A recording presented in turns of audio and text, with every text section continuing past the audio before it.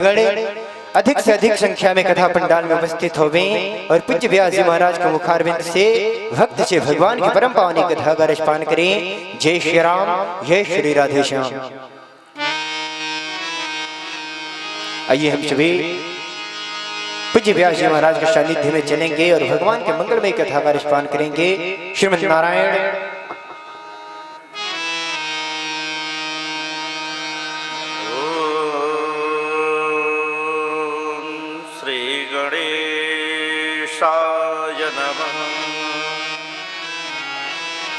श्रीमातृपितृचरणकमलेभ्यो नमः।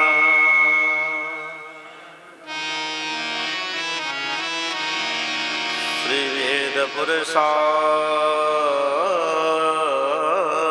नमः।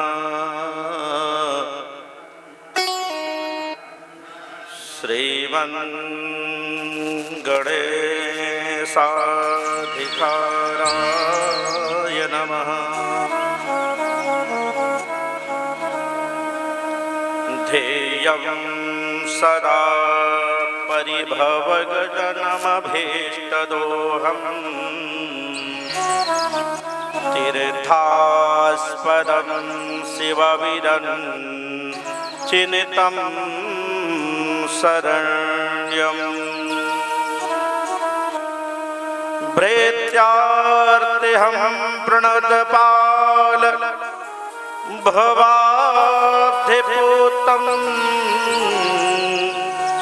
वन्दे महापुरुष ते चरणारविन्दम्।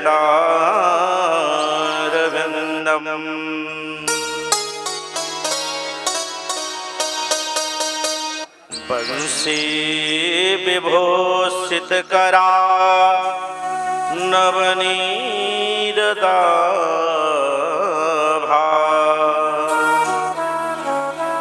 पीताम्बरा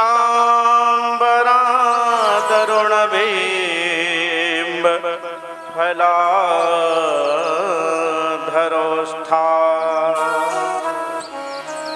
पूर्णेन्दुसुन्दरमुखात् अरविन्दनेत्रात्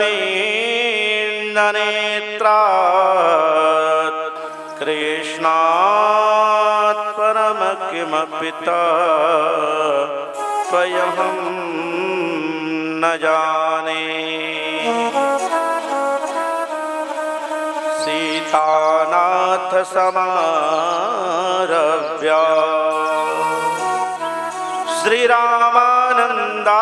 श्रीरामानन्दाय मध्यमा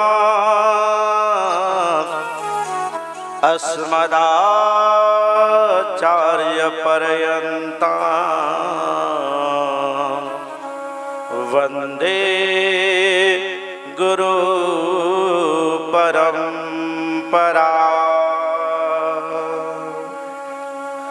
गौराङ्गमरसमया नित्यं रसाचार्यं रसोत्सुका श्रीरामं हर्षणदेवाख्या श्री सद्गुरु प्रणमाम्यहम्।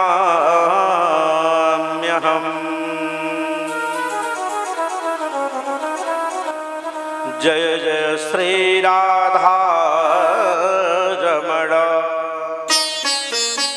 श्री जय जय नवल किशोर जय गोपी चित्तचोर प्रभु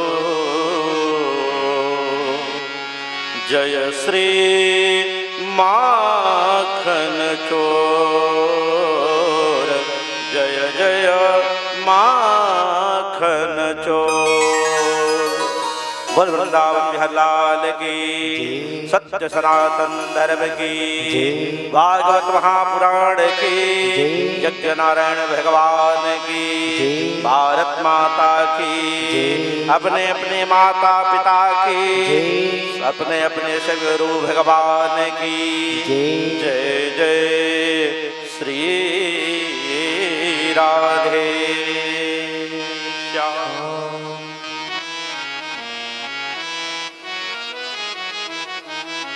परम मंगलमय परात्पर अखिलेश्वर अनंत कोटि ब्रह्मांड अधिनायक परात्पर अखिलेश्वर अकारण कारण वरुणालय भक्तवांछा कल्पतरो सर्वस्वरजस्वर मोर मुकुटधारी पीतांबर वेशधारी अच्युतानंद भगवान नंदनंदन यशोदानंदन देवकी नंदन राधा वल्लभ श्री बांके बिहारी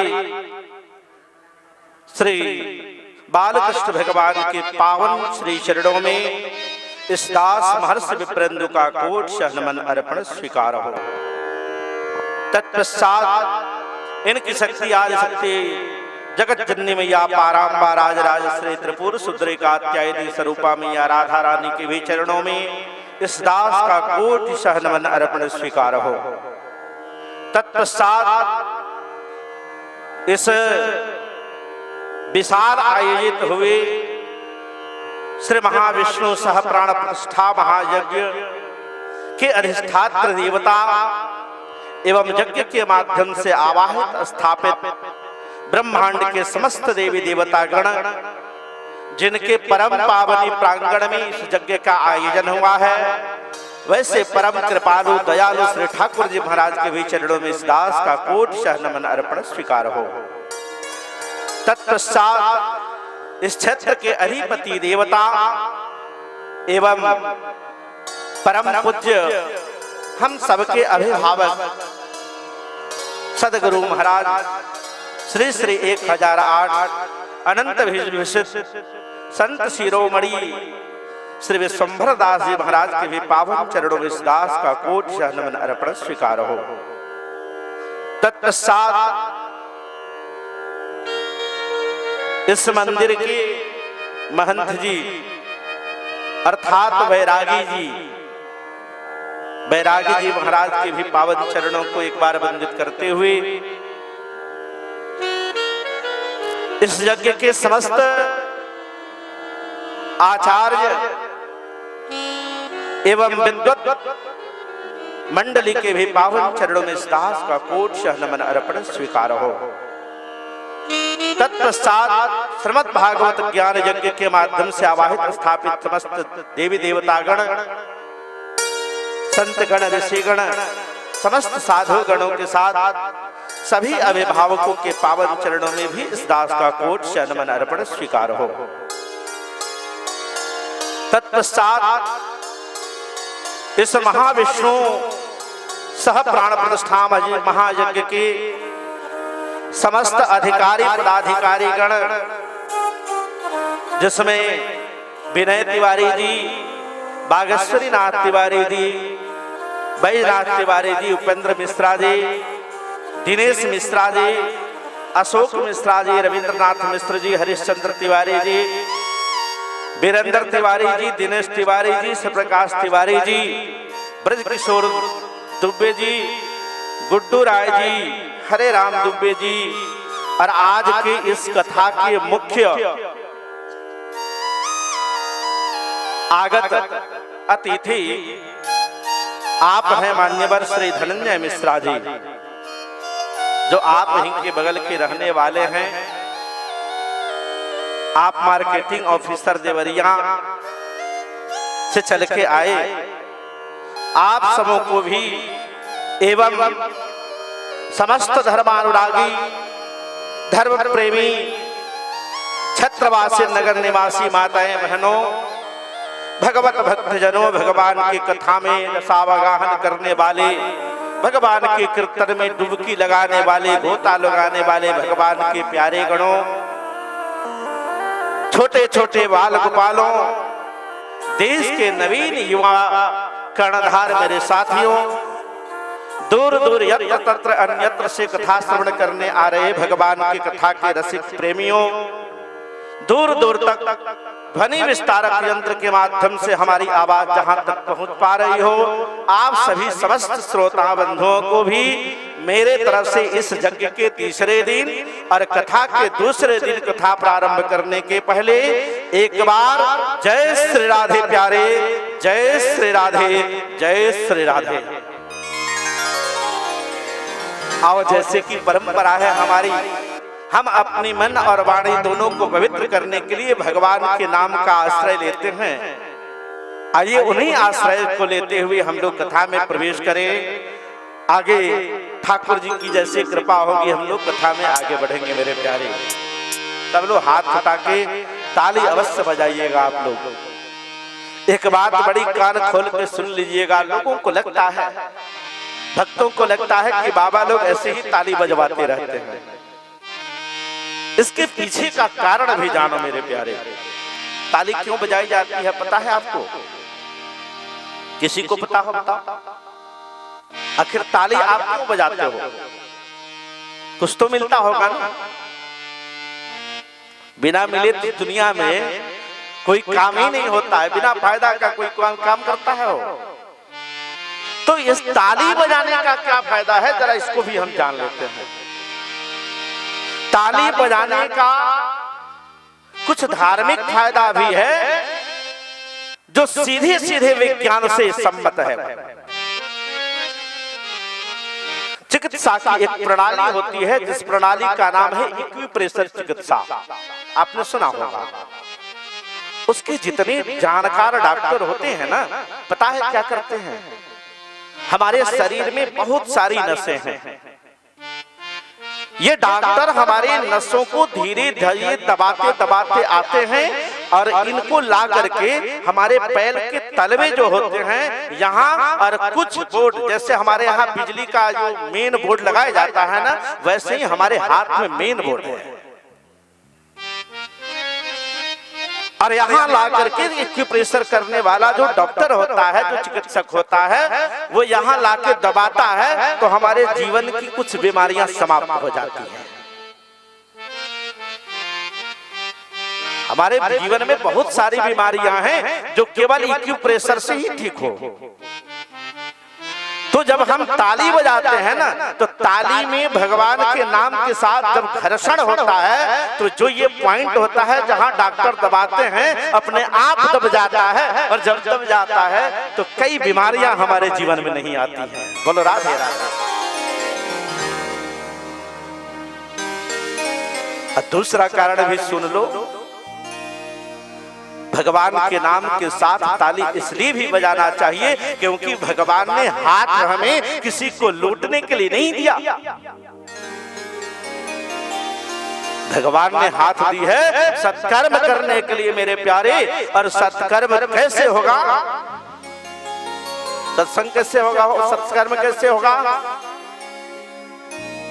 सत्कर्म का साधन क्या हो सकता है? तो सत्कर्म का साधन होता है भाव। एक बात याद रखना, आप के यहाँ कोई अतिथि आ जाए और उसको भर पेट खिला दीजिए, पूरा खिलाइए, और उसको ले जाके रात में नाली के पास बिछावन पे सुता दीजिए। और रात भर जो मच्छर काटे ना, तो जितना बढ़िया बढ़िया खिलाए हो ना, उससे बढ़िया बढ़िया आशीर्वाद रात भर वो आपका अतिथि देता है ना। ठीक उसी तरह से मेरे प्यारे भाई बहन, हमारे हाथों की शोभा है भगवान के नाम की कीर्तन। और जब भगवान के नाम की कीर्तन होती है ना मेरे प्यारे, तो पूछो मत। साक्षात कली में भगवान के नाम ही एक ऐसे आश्रय हैं जिस आश्रय के माध्यम से हमारे जीवन मुक्त होते हैं। इसलिए ताली बजाना बड़ा आवश्यक है। ऐसे ही कोई नहीं कह देता कि आप ताली बजाओ। तो आप सोच लो, भगवान ने हाथ दिया है तो ताली बजाना चाहिए। जिसके पास न हो तो भाई मजबूर है। अगर हाथ दिया है तो भगवान की सेवा में लगाओ। आइए सब लोग हाथ खोलें अपना, और भगवान का बड़ा पावन नाम है।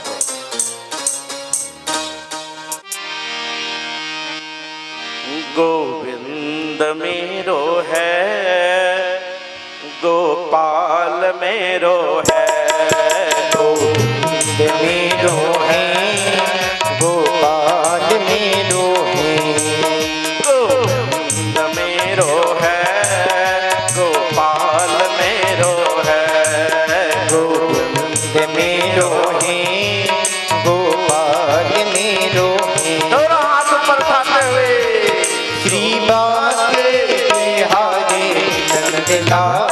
मेरो है, श्री बांके बिहारी नंदलाल मेरो है, श्री बांके बिहारी नंदलाल मेरो है, श्री बांके बिहारी नंदलाल मेरो है, मेरो है गोपाल मेरो हरि बोल। मेरो है गोपाल मेरो है, गोविंद मेरो है, गोपाल मेरो है। अच्छा, ये नाम भी बड़ा प्यारा है ना, गोविंद और गोपाल। पर कहीं कहीं ऐसा भी होता है कि चूंकि इन माताजी लोगों को अपने पतियों का नाम नहीं रखना होता है। एक जगह एक नई नवेलन दुल्हन आई, और जो दुल्हन आई ना उसके ससुर का नाम था माखन लाल जी। क्या नाम था हो? माखन लाल जी। ससुराल आई, दही का तबेला जिसको हांडी बोला जाता है, उसकी सास ने तबेले में दही जमाई, और जब जमाई तो ऊपर जो छाली आता है ना उसको बहू जाके देखी, और देख करके आके कहती है सासू माता से, उसको पता नहीं था मेरे ससुर जी का नाम माखन लाल है। और उस छाली को उसके यहाँ शहर की रहने वाली थी, उस छाली को वहां पर माखन ही कहा जाता था। तो आके अपने सास माँ से कहती है कि माता जी अरे वो तबेले में जिसमें आपने दही जमाया है उसमें माखन आ गया है। अब तो सास को बड़ा गुस्सा आया। सास को गुस्सा ला ना ज्यादा, सास करा कहला शासनम करो क्या सास जो शासन करे। बड़ा गुस्सा, बड़ा कहा तेरे को समझ में नहीं आता, तेरे ससुर का नाम है, बड़ी बेशर्मी है तू। अब बेचारी कैसे, अब क्या कैसे अपने आप को संभाली उस बहू ने। 2-3 दिन के बाद पुनः वही स्थिति। तीसरे दिन भी जाके देखी उस हांडी में दही जमा हुआ था, और हांडी में जो दही जमा था उसके ऊपर छाली जम गई थी। अब सोचने लगे कि अगर मैं जाके कहूं कि माखन आ गया तो फिर सास डांटेगी, फिर डांट सुननी पड़ेगी। तो क्या कहा जाए, कुछ तो कहना पड़ेगा, कुछ तो बताना पड़ेगा। अब वो लगी सोचने कि मैं सास माँ से जाके कहूं तो क्या कहूं। अब जाके आज उसने कहा कि सासू माँ जो पहले दिन आए थे, मैंने कौन, माखन जी जो पहले दिन आए थे, मैं नाम नहीं रख रही हूँ, सासू माँ जो पहले दिन आए थे। अब तो आश्चर्य में पड़ गई, पहले दिन आया कौन था, हो सकता है कोई अतिथि भी आया हो। बोले खोल के बताओ कौन आया था। बोले कि ससुर जी आज नदिया में हड़िया में पड़े हुए हैं, जाके वहां से निकाल लो। तो कुछ माताओं की आदत है कि भगवान के नाम को भी अपने पतियों के नाम को समझ लेते हैं। याद रखना मेरी माताएं बहनों, अगर आपके पति का भी नाम अगर भगवान का हो तो क्षण भर के लिए ये जान लो कि वो आपके पति का नाम नहीं, वो तो भगवान का नाम है। इसलिए खुल के नाम भी स्मरण करना चाहिए।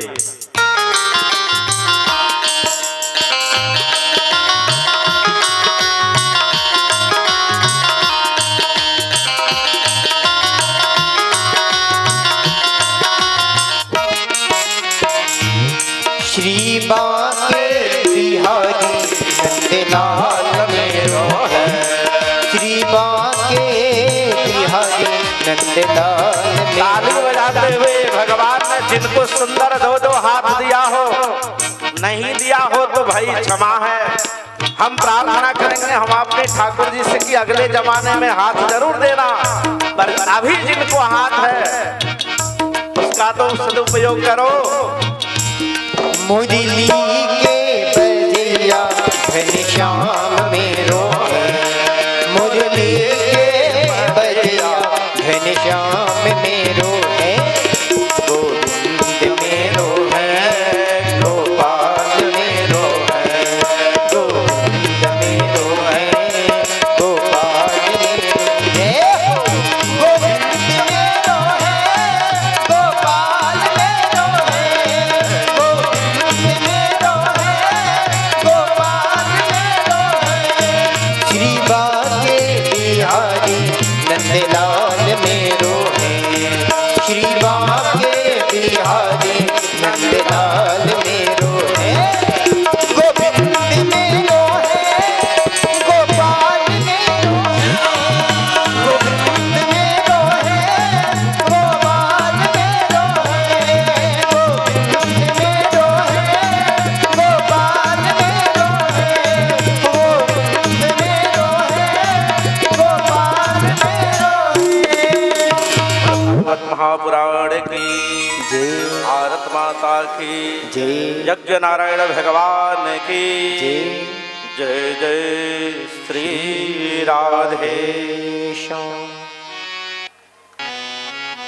कल की कथा जहां तक मैंने पहुंचाए थे, उस कथा के माध्यम से मैंने आपको भागवत जी के महात्मा में गुरु की विशेषता को बता रहे थे। मैंने बताया था कि जीवन का उद्धार तभी है जब जीवन में सही गुरु मिले। न हो क्या? अगर सही गुरु न मिले ना तो आदमी को भटका देता है। आज जिस रावण को हम लोग बहुत कुकृत्य वाला जानते हैं मेरे प्यारे भाई बहन, पता है वो कौन है? ये रावण प्रताप भानु नाम का राजा था। हो बड़ा प्रतापी था, बड़ा धार्मिक विचार वाला था। हो बड़े धर्म की राह पे चलने वाला बड़ा ही अच्छा शासक था। पर उसके जीवन में एक ऐसा गुरु मिला जिसने रावण को रावण बना दिया। प्रताप भानु ऐसे प्रतापी राजा को, इतना अच्छे धार्मिक राजा को राक्षस अगर कोई बनाया तो उसका गुरु एक तनु ने बनाया। और सही रास्ता ना मिले ना तो आप भटक जाओगे। भटक जाएगा कि नहीं बताइए? भटक जाएगा ना। आजकल तो ऐसे ऐसे गुरु मिल जाते पूछना मत। महाराज जी लोगों का तो दुकान लगा हुआ रहता है। पर एक बात याद रखना मेरी माताएं बहनों, मेरे भाई लोग, सदगुरु मिलना बड़ा मुश्किल है। और जब तक सदगुरु नहीं मिलेगा ना तब तक चाहे दुनिया में कितना भी कुछ कर लो, आपके लिए कोई रास्ता अच्छी नहीं मिलने वाली है। क्योंकि रास्ता तो बताने वाला गुरु ही होता ना। सतपथम दर्शनम जेना, जो सही रास्ते को दिखाता हो। अगर ऐसा कोई व्यक्ति मिले तब तो उद्धार हो जीवन का। बाकी तो जीवन को फंसाने ही वाले मिलते हैं। और एक बात मैंने कल निवेदन किया था बड़ी आदर पूर्वक कि अगर गुरु परिग्रही हो, परिग्रही माने बांधने वाला, कुछ लेने मांगने वाला, तब तो और आपकी नैया को डुबा देगा। आपकी नाव ऐसे ही डूब जाएगी हो जब वो गुरु परिग्रही हो। गुरु कैसा होना चाहिए? गुरु अपरग्रही होना चाहिए। जैसे श्री सुखदेव प्रभु हैं, सूत जी कहते हैं कि यम प्रवजंतम अनुपेतमपेत कृत्यम, जो जन्म से ही प्रव्रजा हो गया, सब कुछ त्याग दिया, मैं धन्य हूं कि वैसा मुझे गुरु मिला। ऋषि ने पूछा महाराज आपके गुरुजी की ये विशेषता है? बोले कि हाँ ये हमारी गुरुजी की विशेषता है। बोले कि जन्म से कोई थोड़े घर छोड़ के भागता है? बोले कि ना, हमारे तो महाराज जी जन्म से ही, जन्म लेते ही जैसे ही जमीन पे आए छोड़ के भागने लगे। बोले हुए क्या था? ऐसा कोई संतान बता दो जो जन्म लेते ही भागने लगे। सूत जी कहते हैं कि है ना हमारे महाराज जी। और तब वही श्री सुखदेव प्रभु के जन्म की कथा को प्रारंभ कर दिए। अमर कथा शंभु रची, सुन के यह सब है, तोता है से उड़ चले, हुए आप सुख दे। बोले हमारे महाराज जी जो हैं जन्म देते ही अपने माँ पिता सबका परित्याग के भागने लगे थे। बोले कैसी घटना है महाराज, इसकी चर्चा तो सुना दो। सूत जी कहते हैं कि ऋषियों, हमारे सदगुरु भगवान के पिता की अर्थात व्यास जी को कोई संतान नहीं थी। उनके पत्नी का नाम अरणी है और इन्हीं अरणी का नाम देवी भागवत में तो अरणी कहा गया है, लेकिन देवी भागवत में जाओगे तो पिंगला नाम से जानी गई है अरणी। और दोनों का एक ही अर्थ होता है, जो अच्छे संस्कार वाली हो उसी को अरणी भी कहा जाता है और उसी को पिंगला भी कहा जाता है। बोले दोनों निसंतान, बुढ़ापे का समय।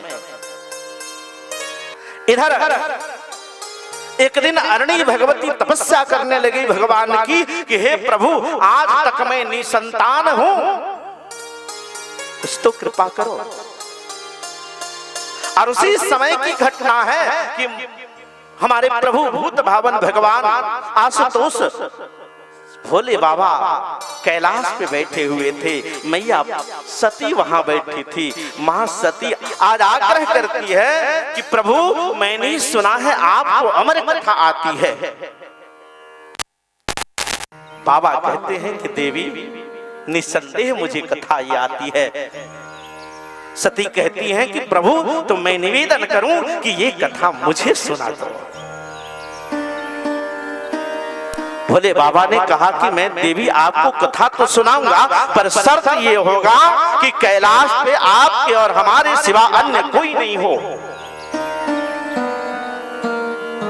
और वही बाबा ने अपने गणों को बुलाया और गणों को आदेश किया जाके कैलाश के सारे जीव को हटा दो, हमारे और सती के सिवा और कोई नहीं होना चाहिए। वक्ता मैं रहूं और श्रोता हमारी देवी जी सती रहे।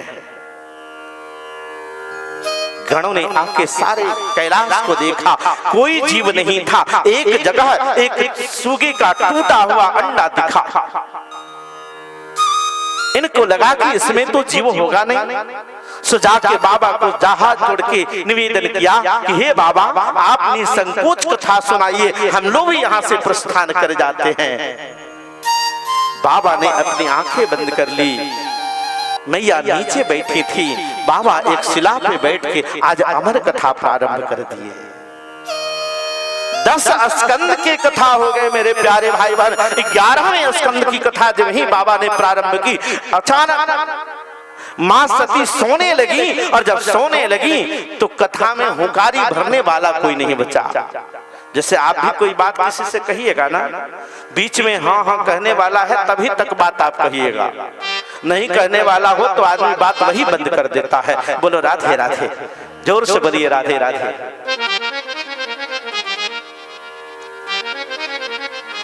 धीरे धीरे अब निद्रा के आगोश में आने लगी देवी जी। सो अब हुंकारी कमजोर होने लगा। इधर टूटे हुए सुगी का जो अंडा था, उस अमर कथा के प्रभाव से उसमें प्राण आ गए। उस अंडे में पल रहे छोटे से सुगी के बच्चे को लगा कि अगर सती सो गई और बीच में हूं हूं कहने वाला नहीं मिला तो बाबा यही कथा बंद कर देंगे। अब फिर कल जब प्रारंभ होगी तब तो हमें यहाँ रहने का अधिकार ही नहीं होगा, इसलिए क्यों ना हम ही सती के आवाज में हुंकारी भरना शुरू कर दें। सो सुगी का जो अंडा था ना, उसी से हूं जैसे सती बोल रही थी वैसे हुंकारी शब्द आने लगे। 11वां स्कंद समाप्त हुआ। 12वें स्कंद के अंतिम श्लोक को बोल रहे थे बाबा कि अचानक सती जग गई और बाबा के पैर को पकड़ने लगी। बाबा मुझे माफ करना। बाबा झट से सावधान हो गए। बोला देवी हुआ क्या? माताजी कहती हैं कि बाबा मैंने बड़ा अपराध कर दिया है। भोले बाबा ने पूछा कौन सा अपराध देवी? बोला कि मैंने अपराध ये किया कि मैंने 10 स्कंद तक ही कथा सुने हैं, बाकी की कथाओं में मैं तो सो गई थी। अब बाबा को बड़ी चिंता होने लगी कि अगर सती सो गई थी तो इसके आवाज में हुंकारी कौन भर रहा था। सो त्रिशूल को आदेश किया कि चाहे वो कोई हो उसे मार डालो। अब त्रिशूल जैसे ही आया उस सूगे में ऐसा ताकत आ गया मेरे प्यारे भाई बहन कि वो भागने लगा। दैव कृपा से इधर अरणी जिसका नाम पिंगला भी मैं बता रहा था, व्यास जी की देवी जी हैं, भगवान से प्रार्थना कर रही थी कि मुझे कोई संतान दे दो प्रभु। अचानक भगवत कृपा हुई और जम्भाई ने मुंह खुला और मुंह खुलते ही वो सूगे का बच्चा जो भाग रहा था उसे लगा कि मुझे यहाँ से बढ़िया कोई छोपने का जगह नहीं मिल सकता है। सो मुख्य मार्ग के माध्यम से भगवती के शरीर में प्रविष्ट कर गया और यही सुखदेव, यही सुगी का बच्चा सुखदेव बन के 12 वर्ष तक अपने माँ के गर्भ में रहा हो। बड़ी अद्भुत बात है। और आपको भी बड़ा पता लग रहा होगा कि 12 वर्ष में कोई थोड़े गर्भ अपने माँ के पेट में रहता है क्या? लेकिन भागवती में दर्शन कराया गया है कि श्री सुखदेव प्रभु अपने मां अरणी अर्थात पिंगला के गर्भ में पूरी 12 वर्ष तक गर्भ में विराजे। ऐसा होता नहीं संसार में।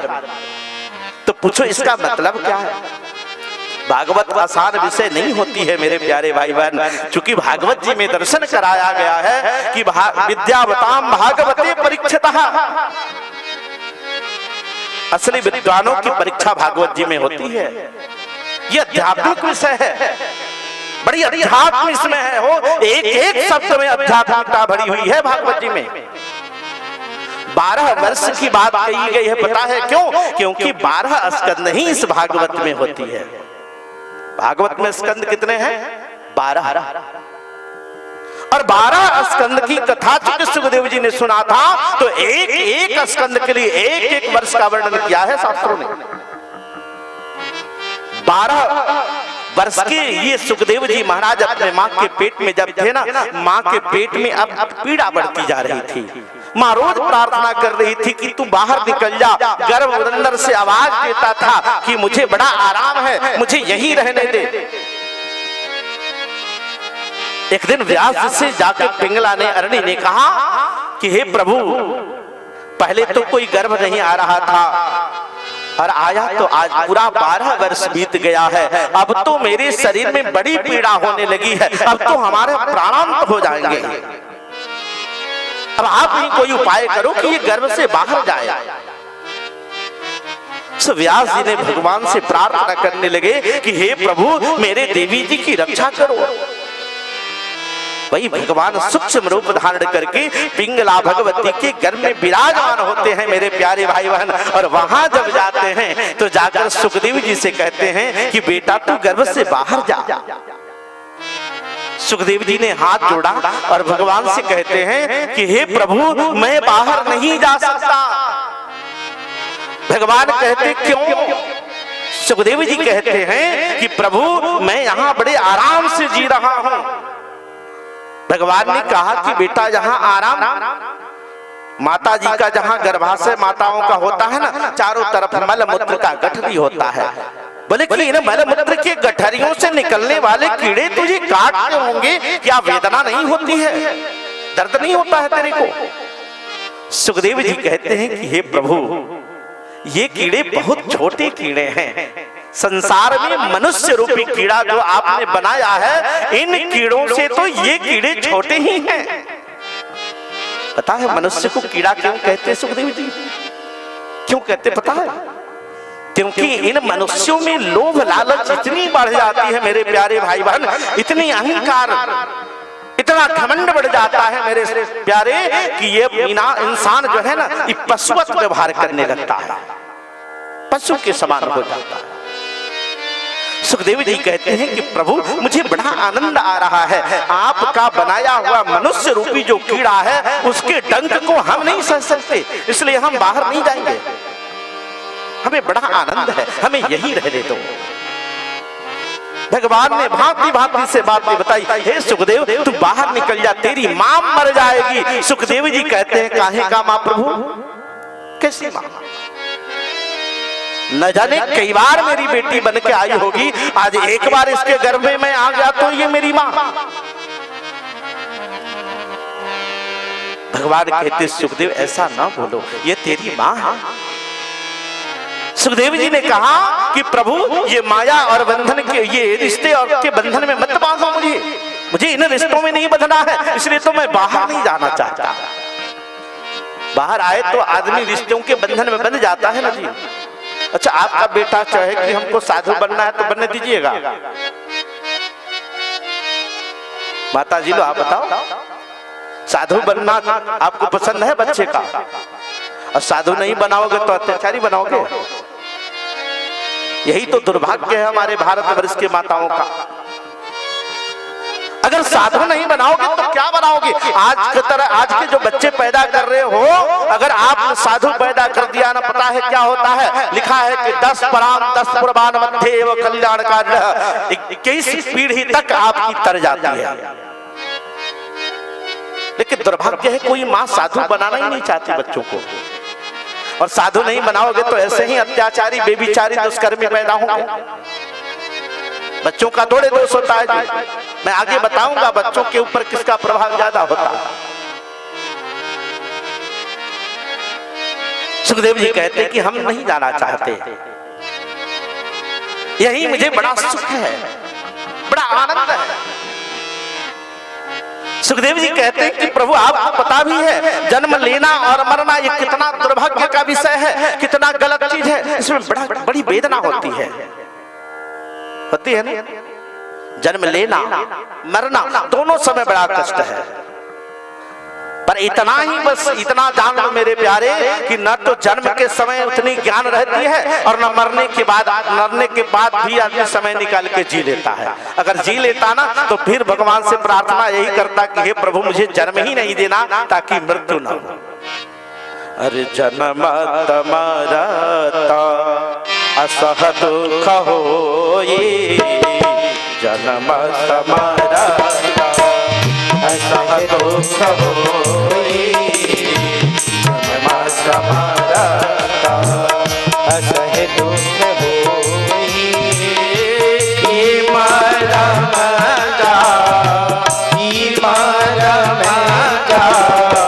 गत नहीं कोई,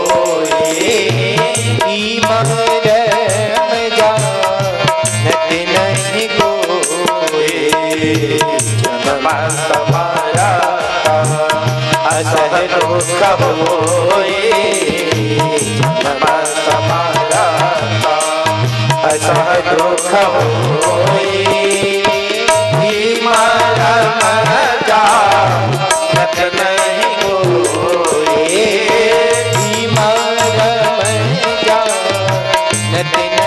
कोई, बड़ा कष्ट है प्रभु, इसलिए मैं बाहर नहीं जा सकता, यही ठीक है। भले मां मर जाए चलो चलेगा, पर मैं तो बड़े आनंद से जी रहा हूं। भगवान ने कहा बेटा तू जाना तो पड़ेगा आपको।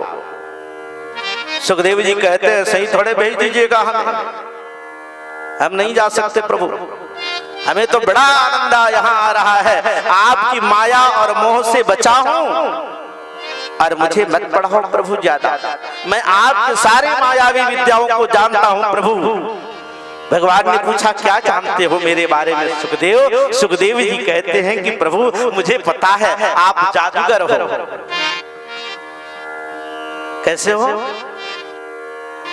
सुखदेव जी कहते हैं कि प्रभु जिस प्रकार से गांव में जादूगर आता है और जादूगर के साथ एक जमुड़ा होता है, जमुड़ा माने उसके साथ वाला, तो जादूगर अपनी जादुई विद्या सारे लोगों पे तो चला सकता है, पर उसके साथवा जो आता है ना उसके ऊपर उसकी विद्या काम नहीं करती है।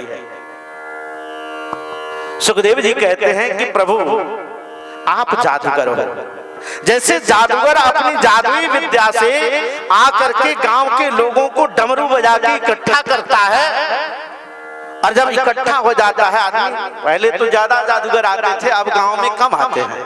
हम लोग जब छोटे छोटे होते थे, आप लोगों को पता होगा, जादूगर जब आते थे डमरू बजा के जब बजाते थे, हम लोग इकट्ठा हो जाते थे, और वो जादूगर पूछते थे कि बताओ इसका गला काट दे। तो जो लोग क्रूर होते थे ना, वो लोग कहते हैं काट दो, और जिनको थोड़ा सा दया होती थी मन में, वो लोग कहते थे ना ना मत काटो। अरे काला कपड़ा उड़ाता था और कटा हुआ सर भी दिखाता था, दिखाता था ना, आप लोग देखे हैं ना कटा हुआ सर,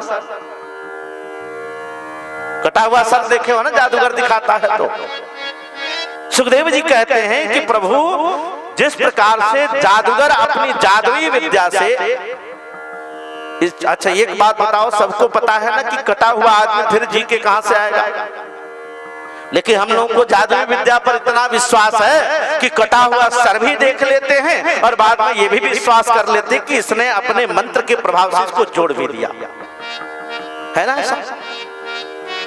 सुखदेव जी कहते हैं कि हे प्रभु, आपकी जादुई विद्या जो है सबके ऊपर आपकी जादुई विद्या लगे, पर हमारे ऊपर ये काम नहीं करे। प्रभु मुझे पता है आप जादूगर के तरह हो, आप जादुई विद्या के बल से दुनिया को चलाते हो, और उसमें दुनिया वाले आपके जादू को देखने वाले, आपके तमाशा को देखने वाले हैं। और पता है मैं कौन हूं? मैं आपके साथ रहने वाला जमोड़ा हूं। तो आप सबके तो आंखों को बांध दोगे। जादूगर क्या करता है? नजरों को बांधता है। जादूगर पहले नजर को बांधता है और फिर झूठा खेला दिखा करके, अब सोचो आप किसी का गला कट जाए तो फिर वो जोड़ा जा सकता है क्या? कहीं जुड़ने वाला है, लेकिन वो तो दिखाता है। सुखदेव जी कहते हैं कि प्रभु आप जादूगर के तरह गला भी काटते हो और लोगों को दिखा भी देते हो कि जीवित भी कर दिया। सो ये विद्या तो केवल लोगों को पढ़ाना, हमें मत पढ़ाना प्रभु, क्योंकि मुझे पता है ये सब माया है। माया है क्या? तो मैं तय तोर तोरते माया, मैं तय तोर तोरते माया, मैं तय तोर तोरते माया, मैं तय तोर तोरते माया। माया का परिभाषा है कि जहां मैं, मेरा, तुम्हारा, तुम, ये चार शब्द है ना, समझ लेना कि वहां माया कुछ ज्यादा है। सुखदेव जी कहते प्रभु आप कुछ भी कह लो, हम यहाँ से जाने वाले नहीं हैं। भगवान ने अंत में वचन दिया कि सुखदेव मैं तुझसे वचन देता हूँ तुम्हें कि मेरी मायावी विद्या तुम्हारे ऊपर हावी नहीं होगी, जाओ। तब सुखदेव प्रभु 12 वर्ष के हो चुके थे। 12 वर्ष पर उन्हें जब ऐसा वचन मिला कि मेरी मायावी विद्या आप पर लागू न होगी, तब जाकर सुखदेव जी अपने माँ के गर्भ से निकले, और निकलते ही मेरे भाई बहन भागने लगे। और जब भागने लगे तो पीछे पीछे बाबूजी, जैसे कि आज के पिताजी लोग पीछे पीछे लगे रहते न हो। आज के बाप लोग अपने बच्चों के पीछे कितना लगे रहते हैं? लगे रहते हैं ना? नहीं लगते क्या बाबा? सुखदेव जी आगे आगे भाग रहे थे, पीछे पीछे उनके पिताश्री व्यास जी महाराज दौड़े जा रहे थे। अरे बेटा रुक जा। सुखदेव जी जब सुनते कि पिताजी मुझे बेटा कह के संबोधित कर रहे हैं, आगे बढ़ के दौड़ के भाग जाते और कहते काहे का बेटा? कैसा बेटा?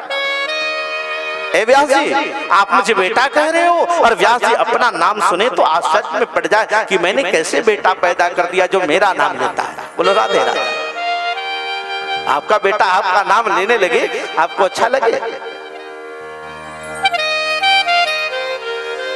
सुखदेव जी कहते हैं कि व्यास जी मुझे बेटा मत कहना। व्यास जी ने अलग से पूछा क्यों? बोले कि कई बार तुम मेरे बेटे बन के आए थे, क्या मैं तेरे पीछे पड़ा? आज एक बार तुम्हारे पत्नी के गर्भ से मैं क्या आ गया कि तुम मेरे पीछे पड़ गए। मुझे ना तो पिता चाहिए ना मुझे माँ चाहिए, मुझे किसी की आवश्यकता नहीं है। मैं तो परमात्मा का हूँ और परमात्मा का ही बन के रहूंगा। आगे आगे व्यास जी, सुखदेव जी भागे जा रहे थे, पीछे पीछे व्यास जी जा रहे थे। एक जगह पर कुछ माता जी लोग स्नान कर रही थी, और जब माता जी लोग जो स्नान कर रही थी ना, माता जी लोग ने जैसे ही सुखदेव जी को आते हुए देखा, नंगे धड़ंगे सुखदेव भाग जा रहे थे। उन माताओं को लगा कि सुखदेव जी प्यासे होंगे। ये माताएं अपने आंचली में पानी भर के लेके आके अर्धनग्न अवस्था में सुखदेव जी को पिलाती है। और जैसे ही वहां व्यास जी आते हैं, सुखदेव जी भाग जाते। मेरे प्यारे भाई बहन, व्यास जी के आते ही ये स्त्रियां अपने शरीर को अपने वस्त्रों से ढकने लगती हैं। व्यास जी को नहीं रहा गया, व्यास जी ने बहुत भला बुरा कहना शुरू कर दिया। कहने लगे कि ऐ मूर्ख स्त्रियां, तुम कितनी मूर्ख हो। मैं 80 साल का बूढ़ा, मुझे देख करके तुम अपने शरीर को ढक रही हो, और मेरा 12 वर्ष का बेटा जो नंगा धंगा जा रहा था, उसे ऐसे ही पानी पिलाने के लिए आ गई। उस समय शर्म नहीं आया। पता है इन स्त्रियों ने क्या उत्तर दिया? ये स्त्रियां कहती हैं कि व्यास जी, मुझे मूर्ख मत कहना, हम सब मूढ़ नहीं हैं, मूढ़ तो आप हो। व्यास जी कुछ देर के लिए आश्चर्य में पड़ गए, पूछे कैसे? अरे मैंने तो वेद के 4 भाग किए, मैंने उपवेद महाभारत की रचना करी, मैंने बहुत सारी पुराणों को रचा है, और मुझे आप कह रही हो कि मैं मूर्ख हूं? बोले हाँ मूर्ख हो। बोले कैसे?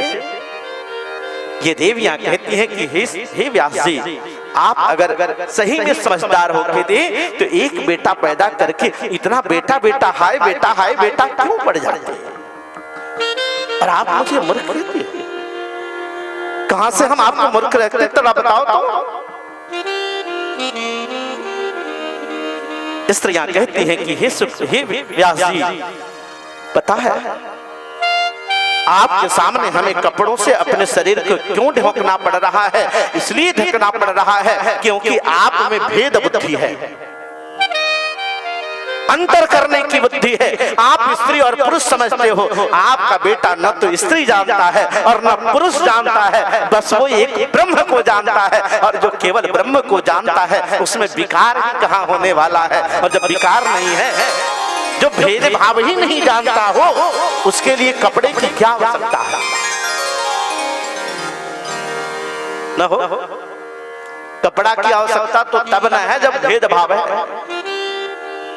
अच्छा, माता जी लोग, बहुत सारी माताएं एक साथ आप रह जाती हो, कुछ कपड़े कम भी हो तो कभी अंतर पड़ा है, लेकिन जब ही कोई दूसरा अर्थात पुरुष दिख जाता है, अपने शरीर को ढकना पड़ता है।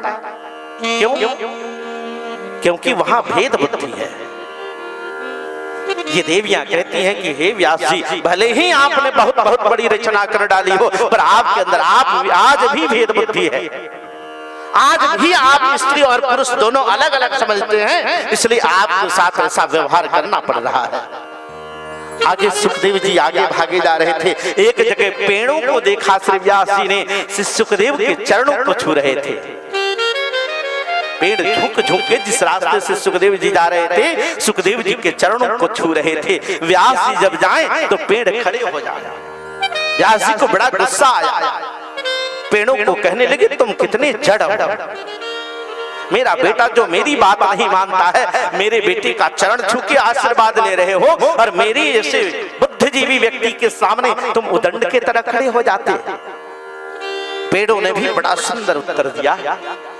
जो लोग कहते हैं ना कि पेड़ जड़ होते हैं, उनके लिए खासकर मैं बताऊं कि ये पेड़ जड़ नहीं होते, ये भी बड़े समझदार होते मेरे प्यारे। ये पेड़ कहते हैं कि हे व्यास जी, आप हमें जड़ कहते हैं, जड़ तो आप हैं। बोले वो कैसे? बोले एक बेटा पैदा कैला के बाद व्यास जी तू पीछे पड़ गई। हमने के कई को 1000 फल पैदा करते हैं हम लोग, एक पेड़ कम से कम 1000 को फल, बड़ा बड़ा पेड़ जो होगा तो देता होगा ना। ये पेड़ कहते हैं कि व्यास जी, हम कितने बड़े त्यागी हैं, हम कितने बड़े परोपकारी हैं, हमसे बड़ा ज्यादा परोपकार दुनिया में कोई नहीं कर सकता। और सच पूछो तो मेरे प्यारे भाई बहन, इन पेड़ों के समान कौन परोपकारी है हो, हमें जीवन देते हैं। और तो और क्या कहे मेरे प्यारे भाई बहन, इनके भरोसे हम जीते हैं ना। हमें यही ऑक्सीजन देते हैं। हमारे कार्बन डाइऑक्साइड जो हमारा जहर है, इन जहरों को ये पेड़ ग्रहण करते हैं मेरे प्यारे भाई बहन। सोचो, विचार करो कि अगर ये ऑक्सीजन देना बंद कर दे तो कोई संभव है जीवन किसी का, कोई जिएगा? ये पेड़ कहते बाबा हमें आप मूढ़ समझते हो, आप जड़ समझते हो, हम छोटे से ही होकर सबका परोपकार करते हैं। इन पेड़ों में परोपकार की भावना होती है, ऑक्सीजन का देना। और एक बात और याद रखना मेरे प्यारे, गांव में अगर कोई बढ़ता है ना, बड़ा बनता है, बड़ा घर बन गया, तो उस घर में सब आदमी जाकर वहां नहीं रह सकता है। हर आदमी जाता है क्या बड़ा घर में? बड़े घर में तो एक पहरेदार खड़े कर दिए जाते हैं। और उससे भी बड़ा दुर्भाग्य है मेरे प्यारे भाई बहन, आजकल तो बड़े बड़े घरों में कुत्ते पोसे जाते हैं, पाले जाते हैं ना। पहले घर के सामने हमारे, जब हम लोग घर बनाते थे तो घरों पे पहले हमारे यहाँ अतिथि देवो भव लिखा जाता था। समय बदला, सुस्वागतम लिखा गया, और भी समय बदला, स्वागतम लिखा गया, और भी समय बदला, अंग्रेजी में वेलकम लिखा गया। और आज तो दुर्भाग्य है, आज लिखा जाता है कि कुत्तों से सावधान। अब जाने वाला पढ़ेगा तो यही न समझेगा कि इस घर में खाली वही लोग रहते हैं, इन लोगों से सावधान हो जाओ। बोलो राधे राधे, जोर से बोलिए राधे राधे। और एक बात और याद रखना, कुत्ता जिस घर में पाला जाता है ना, जिस घर में कुत्ता पाला जाता है ना, उस घर में बड़ी पीड़ा होती है। महाभारत में तो दर्शन कराया गया है मेरे प्यारे भाई बहन, कुत्ता पालने वाले घोर नरक को प्राप्त होते हैं। नरक 28 प्रकार का होता है, उसमें रौरव नामक एक नरक है, जिस नरक में कई कल्प वर्षों तक रहना पड़ता है कुत्ता पालने वालों को।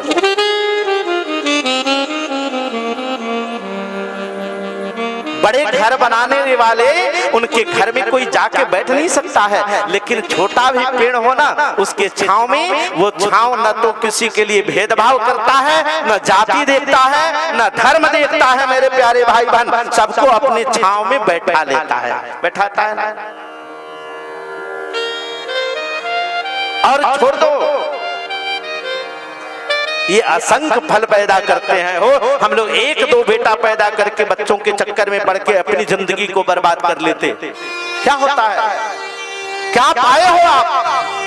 सच में अपने हृदय पे हाथ रखना तो आपको पता चलेगा कि आपने अपने जीवन के लिए कुछ नहीं किया, अपना सब कुछ बर्बाद कर दिया, तो अपने परिवार के चक्कर में बर्बाद कर दिया मेरे प्यारे। केवल ये रिश्ता के चलते। ये पेड़ कहते हैं कि व्यास जी हमें मूर्ख कहते हैं, हजारों फल पैदा करके हम दूसरे को दे देते हैं, हमारे फल से दूसरे सुखी होते हैं खा खा के। आपने कभी सोचा है कि एक बेटा पैदा किया तो उसको दे दे दुनिया वालों के रक्षणार्थ, दुनिया वालों का रक्षा करे, साधु बन जाए? कोई सोचता है? और तब हम कहें कि बड़े भाग्यशाली हैं, बड़े समझदार हैं। आजकल जो बहन बेटियों के ऊपर जो दुराचार व्यभिचार हो रहा है, पता है इसका देन क्या है? इसकी देन मेरी माताएं गलत नहीं मानना आप लोग हो। जिस दिन आपने सोच लिया कि सही संस्कारिक बेटा पैदा करेंगे, धर्म वाला बेटा पैदा करेंगे, उस दिन के बाद किसी भी बहन बेटियों के साथ कोई गलत नहीं होगा। लेकिन दुर्भाग्य है कि बेटा जब चंदन लगा के निकले तो आपको चिंता होने लगती है कि साधु न बन जाए बेटा, भले चोर बन जाए बर्दाश्त होगा, सह लो, हमारा निकल जाए बर्दाश्त होगा, दूसरे बहन बेटियों का इज्जत लूटने वाला हो वो भी बर्दाश्त होगा, पर साधु नहीं बनना चाहिए। और जब साधु नहीं बच्चे बनेगा तो आपके घर के बहन बेटियों का इज्जत कौन बचाएगा? हो कौन बचाएगा बताओ? ये पेड़ कहते हैं कि बाबा हम हजारों फल पैदा करते और त्याग देते, लोग खाके अपने शरीर में ताकत इकट्ठा करते हैं, आप जैसे बाबा लोग खाके फलाहार करते। और इतना ही नहीं, ए बाबा जब हम बहुत मोटे तगड़े हो जाते हैं, आप जैसा इंसान आता है और काट देता है।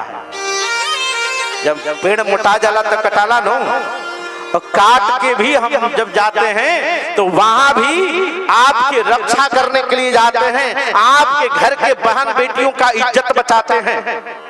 चौकट के मारी बन के किसी के घर में अगर कोई पेड़ लगा हो तो बताओ किसी का इज्जत बचा रहा है कि नहीं? पेड़ कहते बाबा अब बताओ कि ज्यादा परोपकारी आप हो कि हम हैं? क्योंकि आज के समय में किसी इंसान को किसी के दरवाजे पे खड़ा कर दो तो वो प्रायः गलत नजर से किसी बहन बेटियों को देखता है, लेकिन पेड़ तो कट के भी चौकट और दरवाजा लग के हमारे बहन बेटियों की अस्मिता की रक्षा करता है, इज्जत को बचाता है, ठगता है। पेड़ कहते कटने के बाद भी हम आप ही की रक्षा में लगे रहते बाबा। और उतना ही नहीं, हम आपके पैरों का सहन करते, चौकट लग जाए तो पैर सला के ना, जब वहां से भी हम किसी काम के नहीं रह जाते तो ए बाबा इंसान जब मरता है ना तो उसे छूने से लोग डरते हैं, पर हम जब वहां से भी बेकार हो जाते तो भी आप ही के लिए काम में आते हैं। बोले कैसे? बोले कि हम आपके यहाँ जलावन बन के भोजन पचाने में पकाने में काम आते हैं, जिससे आपकी रक्षा होती है। और जलावन बनने के बाद श्मशान में कोई मुर्दा जलाया जाए तो उस मुर्दे के राख को कोई छूता नहीं है घर वालों के अलावा। वो भी मजबूरी है कि चिता की राख गंगा में प्रवाहित करनी है तो लोग छूते हैं, वरना कोई छूने नहीं जाता। पर हे व्यास बाबा, हम जब जलते हैं राख बन जाते हैं, और राख भी बन के आप ही के रक्षा के लिए आपके खेतों में जाके उर्वरा शक्ति बनाने के लिए उर्वरक बन के पड़ जाते हैं, जिससे धान गेहूं का पैदावारी बढ़ जाता है। बोलो कितने परोपकारी हैं हम, और आप मुझे मूर्ख कहते? ऐसे हैं श्री सुखदेव जी की जन्म की कथा। सूत जी कहते हैं कि ऋषि ये है हमारे गुरु जी की कथा। ऋषि ने कहा महाराज कोई ऐसी कथा तो बता दो। अरे माया मोह निरासस्य वैष्णवे क्रियतम कथा। ये वैष्णव धर्म वाले माया और मोह से मुक्त होने के लिए क्या कर रहे हैं? कुछ तो करना चाहिए ना साधुओं को, बाबाओं को, हम पंडितों को। पर दुर्भाग्य है हो, अरे पंडितास्तु कलत्रेण रमन्ते महिषाइवः। जिन ब्राह्मणों को, जिन साधुओं को मुक्ति का साधन खोजना चाहिए, आज ये मुक्ति के साधन नहीं खोजते, आज ये अपने बारे में लगे हुए हैं कि हमारा आश्रम कितना बड़ा हो जाए। बोलो राधे राधे, है ना? इनको बताना चाहिए ना संसार वालों को कि क्या करोगे तो अच्छा हो जाओगे। पर यही लोग इतना इतना जंतर बांध के घूमेंगे तो बाकी को कितना जंतर लटकाएंगे। बोलो राधे राधे।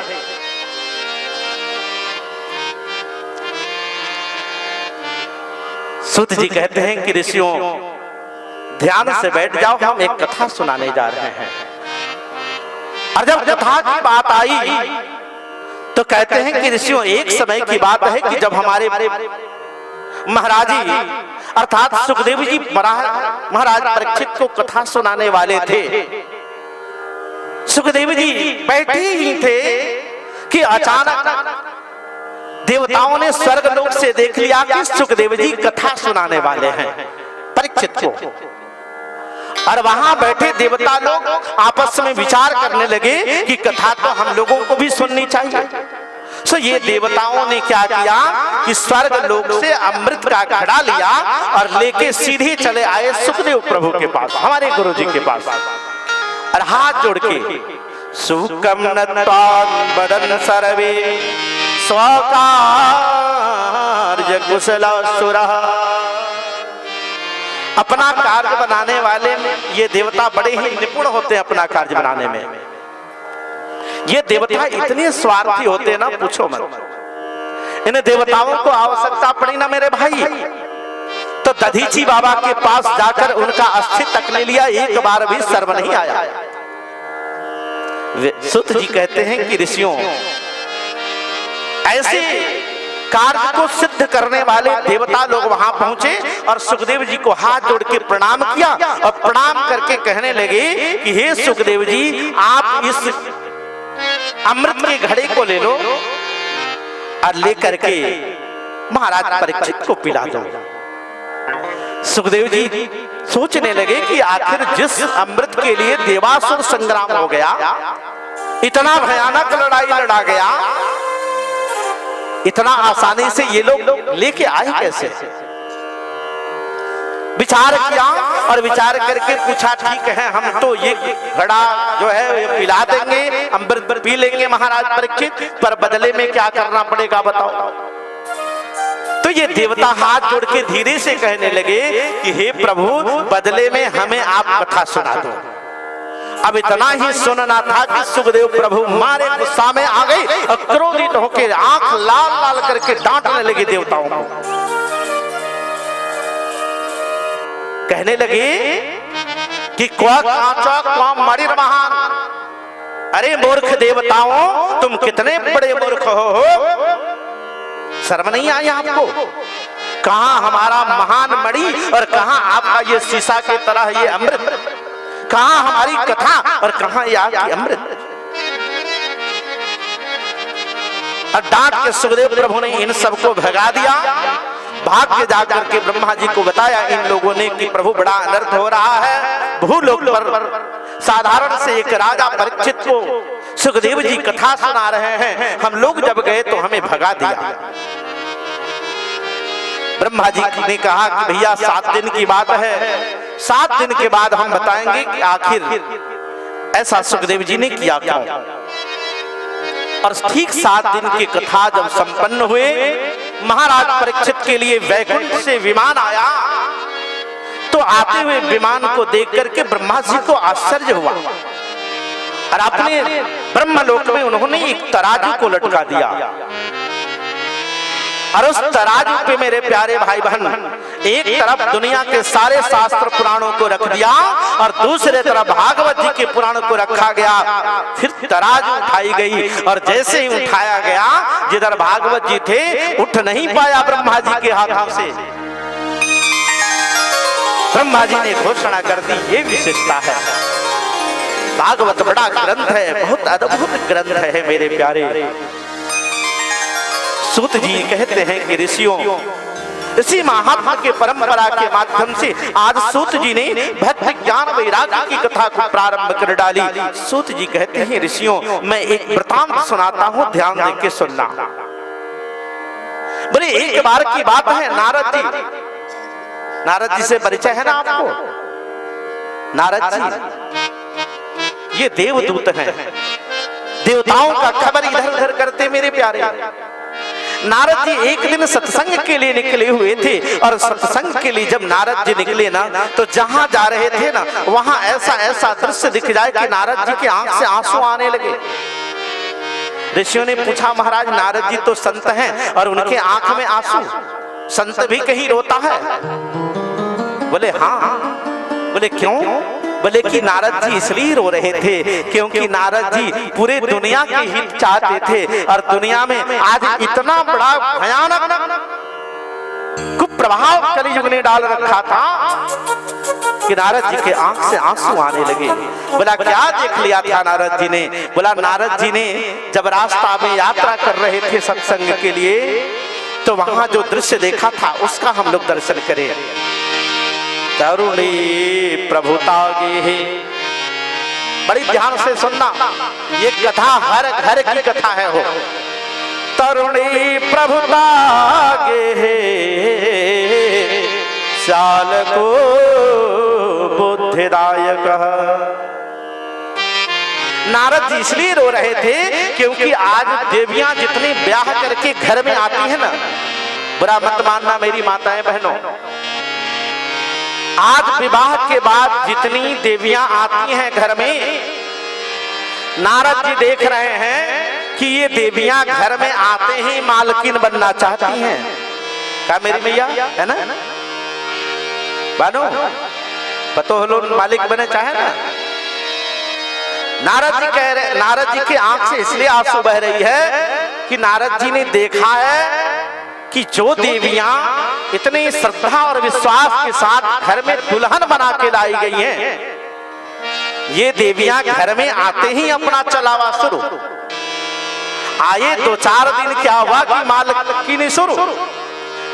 नारद जी कहते हैं कि मालकिन बनो, अच्छी बात है, मालकिन बनना चाहिए, लेकिन मालकिन का और मालिक का अर्थ भी तो समझो। क्या बाबा, मालिक का मतलब क्या होता है? मालिक और मालकिन का मतलब क्या होता है? मालिक और मालकिन का मतलब होता है घर के सबसे बड़ा नौकर, है ना।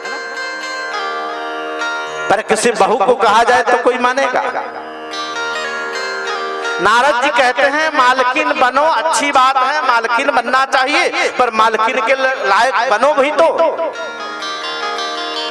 देखो जी, सही में जो मालिक और मालकिन है ना, उसको अपने कपड़ों की चिंता नहीं होती है कि हमारा कपड़ा फटा है, पुराना है, कैसा है। पर घर के बाकी लोगों की बड़ी चिंता होती है, घर का कौन खाया, कौन कहाँ है, कैसे है, किसके लिए क्या व्यवस्था करनी है, कहाँ से देनी है। ऐसा सोचोगे तब ना मालकिन के लायक बनोगे। पर कौन सोचता है आज की देवी जी लोग? आज का तो सोच इतना है कि जितना कमा के लोग लेके आए, घर का सब लोग, केवल पति नहीं, घर के सब लोग कमा के लाके हमें दे दें और फिर हमसे मांगे, हमारी इच्छा हो तो हम देना। तो राधे राधे बोलो, राधे राधे। एक बड़ा कष्ट का विषय है। बोले मालकिन बनना है बनो, लेकिन मालकिन के तरह रहो, और मालकिन बनो तो मंत्री अपने घर के लोगों को रखो। क्या माता जी? लेकिन आज के नैहर वाला लोग मालकिन के मंत्री न होई। आज की स्त्रियां अपने सास और जेठानी छोटानी से कोई मतलब नहीं है। और यही कारण है कि आज बच्चे हमारे संस्कार से भ्रष्ट होते जा रहे हैं।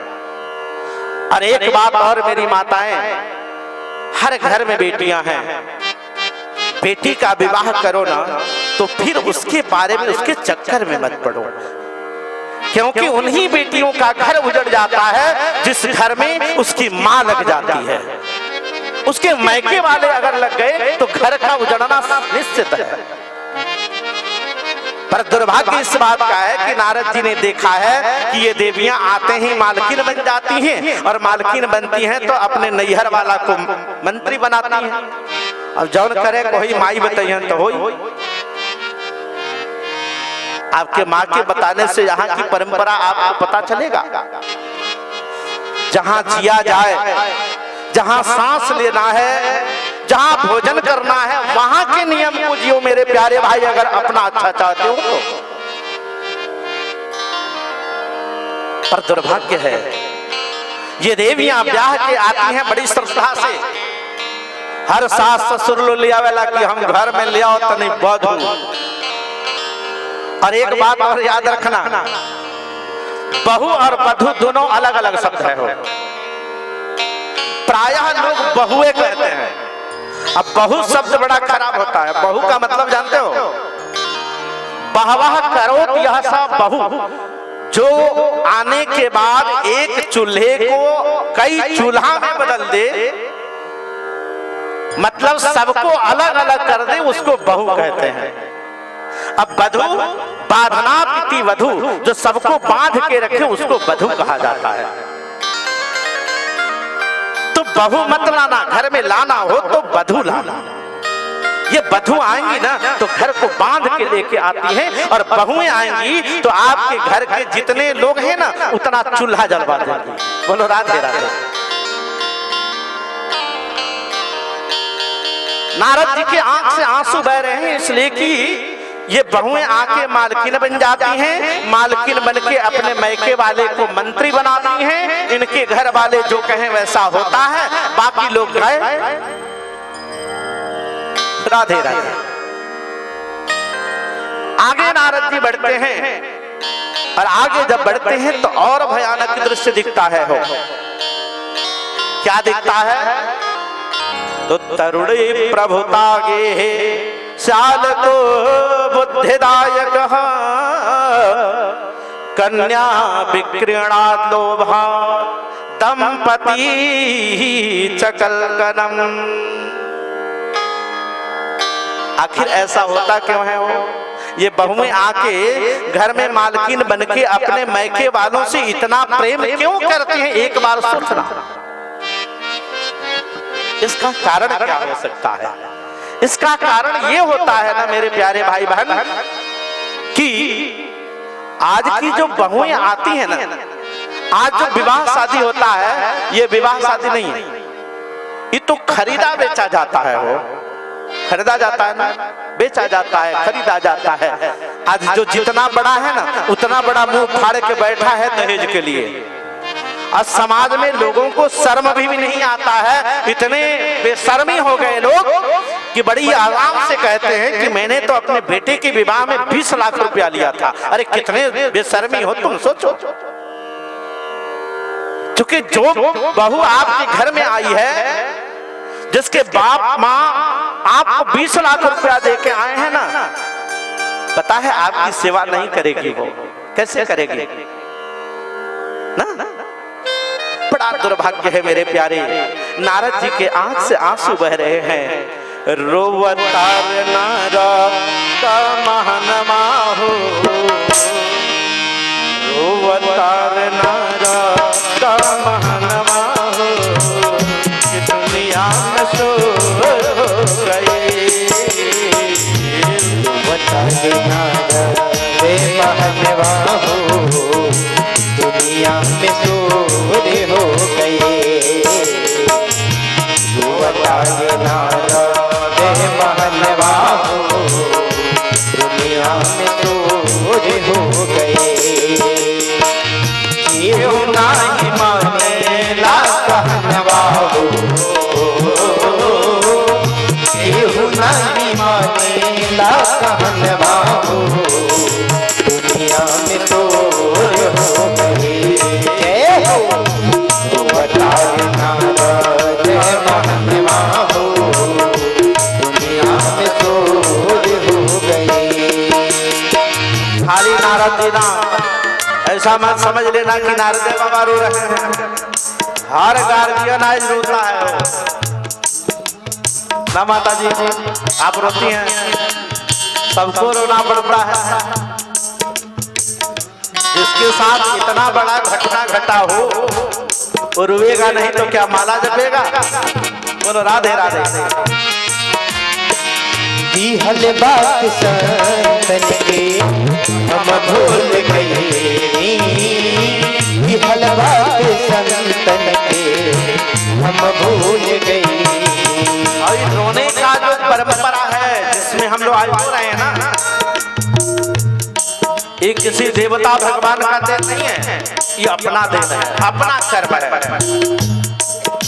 चूंकि शास्त्र परंपराओं को भूल के हम आज पछताते हैं मेरे प्यारे। अगर शास्त्र के कहे बातों को हम मान लें, हमारे पूर्वजों की जो बात आदर्श थी उन पर हम चलने लगे तो हमें ढूंढना न पड़े। पर हम लोग भी तो भूल जाते हैं ना, बाद में रो के क्या करोगे? दिहल बात संतन के हम भूल गए, दिहल बात संतन के हम भूल गए। पछतात बानी की का कही, पछतात बानी की का कही। सत्य बाटे प्रभु के मनवा हो, सत्य बाटे हरि के भजनवा हो, दुनिया में तो रोवतार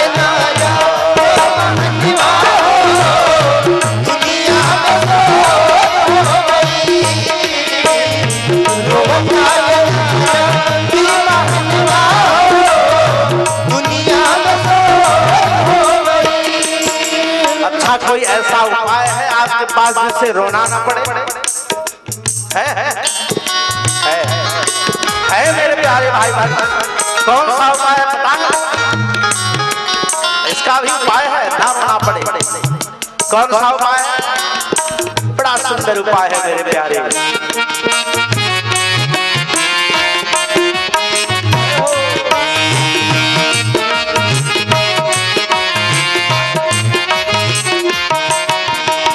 सठ सुधर के सत संगत पाई, सठ सुधर के सत संगत पाई। ये उपाय है। कैसे हम ना रोएंगे बाद में हो? सठ सुधर के सत संगत पाई, सठ सुधर के सत संगति पाई। पारस परस को भात सुहाई, पारस परस को भात सुहाई। एक पत्थर है जिसका नाम पारस मणि है, नाम सुना होगा आप लोगों ने, नेपाल में पाया जाता है। इस पत्थर की विशेषता है कि लोहा भी अगर उसमें सटा दिया जाए तो लोहा और पारस के संपर्क में आने से खुदात लोहा भी सोना बन जाता है। तो क्या आपके बच्चे जो बिगड़ चुके हैं उन्हें सत्संगति कराया जाए, अच्छे लोगों के बीच बैठाया जाए, तो क्या वो नहीं सुधर जाएंगे? वो भी सुधर जाएंगे, लेकिन बैठाइएगा तब तो। सठ सुधर के सत संगति पाई, सठ सुधर के सत संगति पाई। पारस परस को भात सुहाई, पारस परस को भात सुहाई। ये बाग बंधु के कहलवा हो, ये बाग बंधु के कहलवा हो। दुनिया में कोई हो बताने नारद से मान्यवा हो, दुनिया में कोई हो गई। ये नहीं माने लालवा हो, ये नहीं माने लालवा हो। दुनिया में तो हो गई, वो बताने नारद से मान्यवा हो। दुनिया में तो हो गई, वो बताने नारद से मान्यवा हो। दुनिया में तो हो गई, दुनिया में तो हो गई, दुनिया में तो हो गई। महापुराण की ये उपाय है कैसे ना रोना पड़े हो। और ये सब लोग गाते भी हैं, रामचरितमानस की है ये बात। अरे सठ सुधर हैं सत संगति पाई, पारस परस कुधात सुहाई। ये बाप प्रंदो के कहनवा हो, दुनिया में शोर हो गई, दुनिया में शोर हो गई। अगर ये बात हम गांठ बांध लेना तो हमें रोने की आवश्यकता नहीं है हो, क्योंकि रोने से पहले, जैसे भूख लगने से पहले अगर भोजन तैयार हो तो भूख लगनी ही नहीं। पर अपने यहाँ दुर्भाग्य तो इस बात की है कि जब आदमी को भूख लगता है, जब लोग कहते हैं कि गांव में आग लगते हैं तो कुएं खोदे जाते हैं, उस कुएं के पानी से गांव का आग बुझा लोगे? मेरे प्यारे, नारद जी की आंख से आंसू बह रहे हैं, क्योंकि आजकल किसी का विवाह नहीं हो रहा है, आजकल तो ब्याह होता है। ब्याह और विवाह में दोनों में अंतर हो, बड़ा अंतर। विवाह और ब्याह में दोनों में बी उपसर्ग है। एक में वाह शब्द बा और दूसरा में आह शब्द लगा हुआ है। आह का मतलब होता है दुख। लोना कहला कि आहे भरता लोना कहला। और वाह के मतलब वाहन कल मैंने ढोल।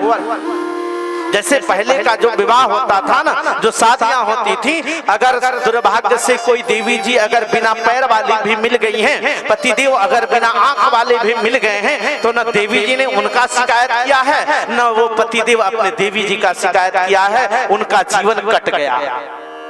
कभी शिकायत शिकवा नहीं होते थे। ये विवाह है। पर आज तो ब्याह होता है, सब कुछ देखौखी के बाद। और याद रखना, बिगड़ा तमाशा तब से है जब से ये दिखौखी शुरू हुआ। अगर ये दिखौखी नहीं होती ना, तो ये समाज नहीं बिगड़ा होता। और याद रखना, मेरी जो सास वाली जो उम्र वाली माताएं हैं, बिगाड़ने वाले भी सास वाले ही लोग होते हैं। कहते हैं ना, क्योंकि आप तो सारा सर्व को पार कर जाते हैं, एक बहू को देखने जाते हो तो। एक जगह मैं गया था संयोग से, वहां देखो कि चल रहा था। लड़की बड़ी अच्छी थी, सबने बात की, सबको बहुत अच्छी लगी लड़की। लड़के का मौसा था, वो भी आया था। सबके बाद वो कहता है कि मैं भी बात करूंगा इस लड़की से। और बैठाया, अपने पास बहुत सारे लोग थे। लड़की से बोले कि तुम एक अंग्रेजी में चिट्ठी लिखो। बेचारी लिखने लगी। बहुत सारे पुरुष हो, अकेले कोई लड़की हो, आप सोच सकते हो क्या बीता होगा उस लड़की के ऊपर। लड़की बेचारी धीरे धीरे कांप भी रही थी। जैसे तैसे चिट्ठी को लिखा, दे दिया। चिट्ठी सब के सब सही लिखे थे उसने। बाद में जब उसे किसी तरह विवाह काटने का अवसर प्राप्त नहीं हुआ, तो कहता है, उसने पूछा कि भोजन बनाना आता है?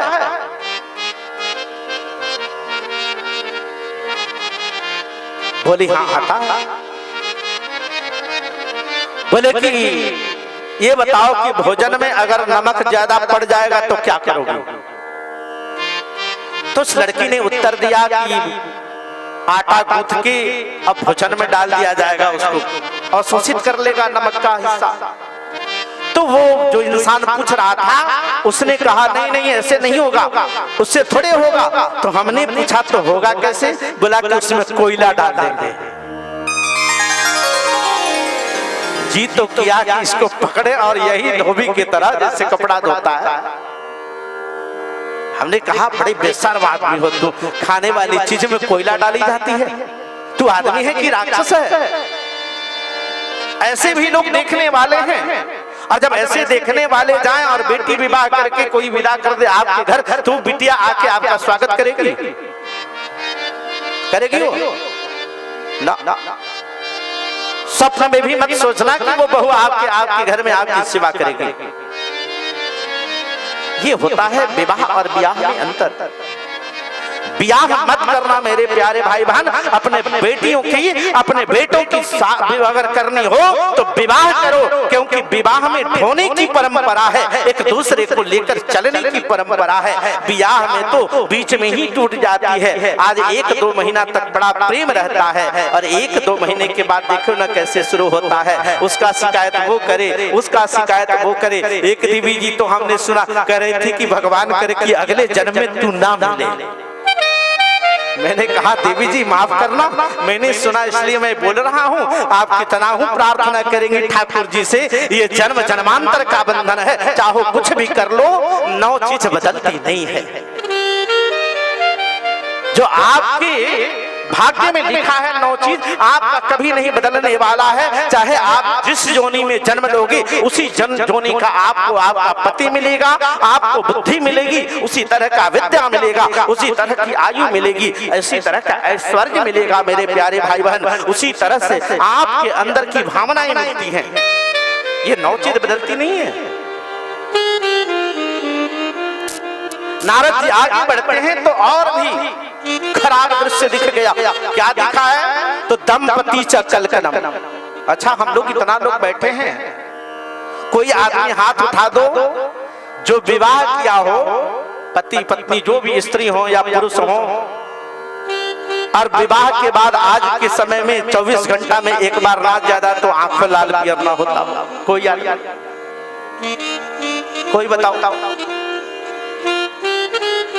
आजकल विवाह वाले लोग ना ज्यादा लड़ाई करें तो कम से कम 24 घंटा में आंख पियर तो लाल पियर हो ही जाए, ना झगड़ा ज्यादा हो जम के तक, है ना।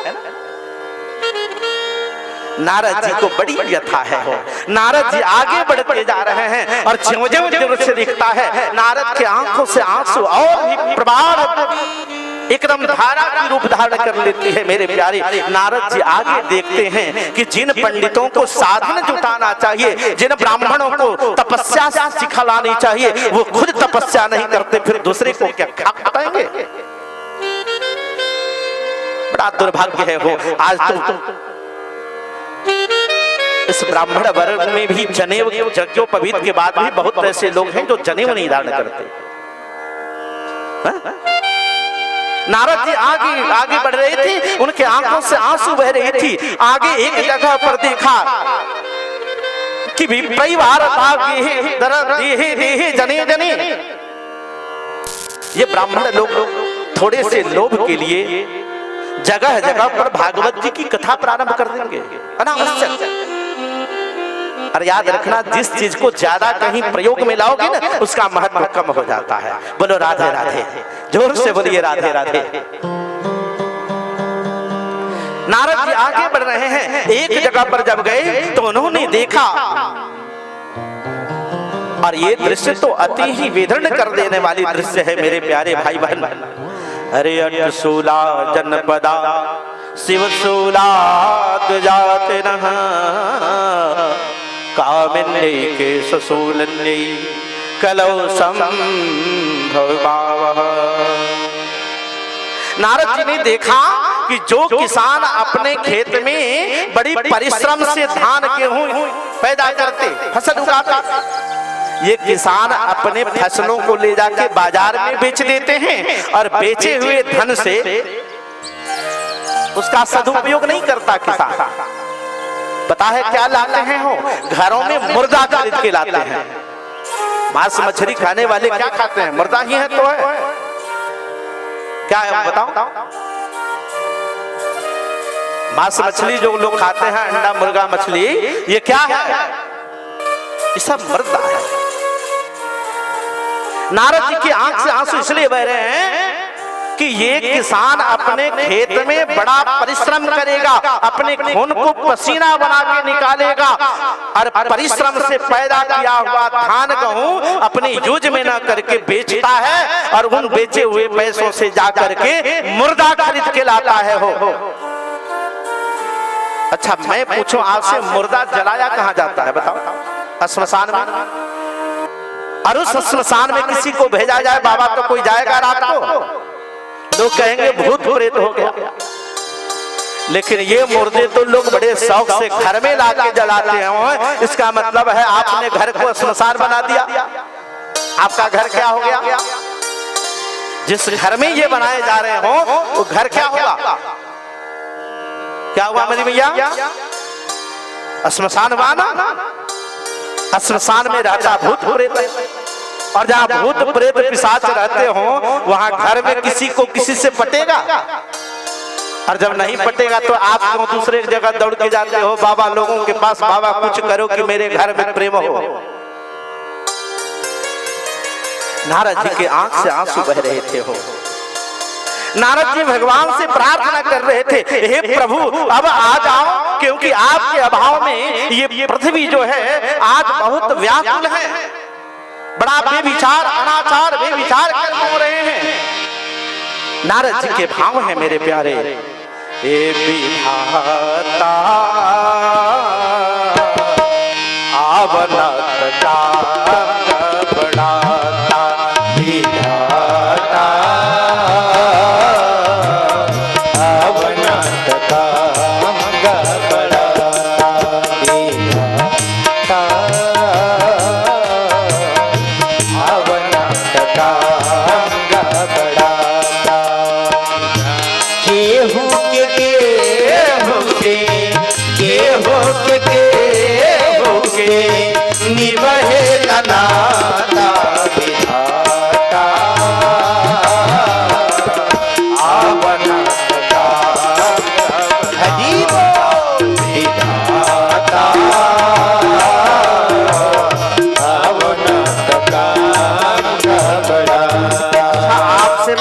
कि आज का कोई संबंध भी सही चल रहा है? कोई संबंध बता दो। हर जगह झगड़ा है। साधक का भाव है मेरे प्यारे भाई बहन।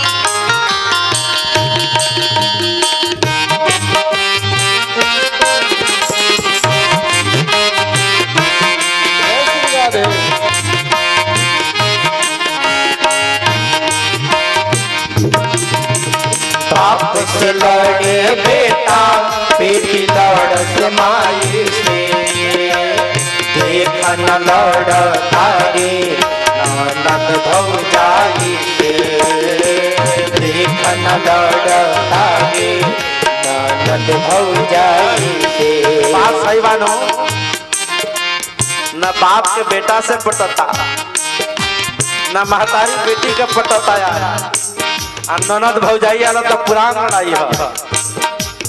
बाप से लड़े बेटा, बेटी लड़ समाए से, देख न लड़ तारी ननद भौजाई से, देख न लड़ तारी ननद भौजाई से, देख न लड़ तारी ननद भौजाई से। दुनिया के रीत देखे, दुनिया के रीत देखे मन घबराता विधाता, आवनत का विधाता, आवनत का अब ठाकुरे जी बताएं, ये यज्ञ नारायण भगवान बचा लें सृष्टि को, बाकी कौन बचाएगा?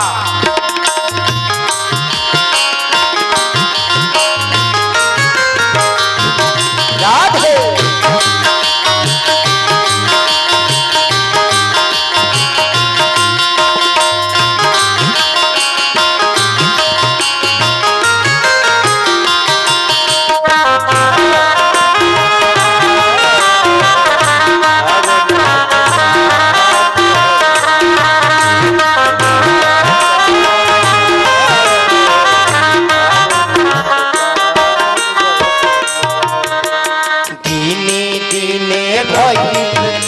लोगवा सब पाके, देख के रीति नीति मनवा जाता मोर गाते, देख के रीति नीति मनवा जाता मोर गाती, देख के रीति नीति मनवा जाता मोर गाती। बाप तो इतना पैर पसार चुका है मेरे प्यारे, पूछो मत। भागवत जी में दर्शन कराया गया है कि पाखंडे निरता संता, कलियुग के संत भी प्रायः पाखंड पारायण हो जाएंगे। तभी तो नाम है ब्रह्मचारी जी, और पता करोगे तो 4-5 बच्चे होते हैं उनके। नाम पड़ता है त्यागी बाबा, और घर देखोगे तो इतना विशाल जहां आश्चर्य में डूब जाओगे। नाम पड़ता है मौनी बाबा, और उनके आश्रम में जाओगे तो इतना हल्ला होता है कि जाने के बाद ना तो नाम और ना वहां के परिचय से परिचित हो पाते हो मेरे प्यारे। यह जीव मचल जाता है, विचलित होने लगता है मन। जय हो।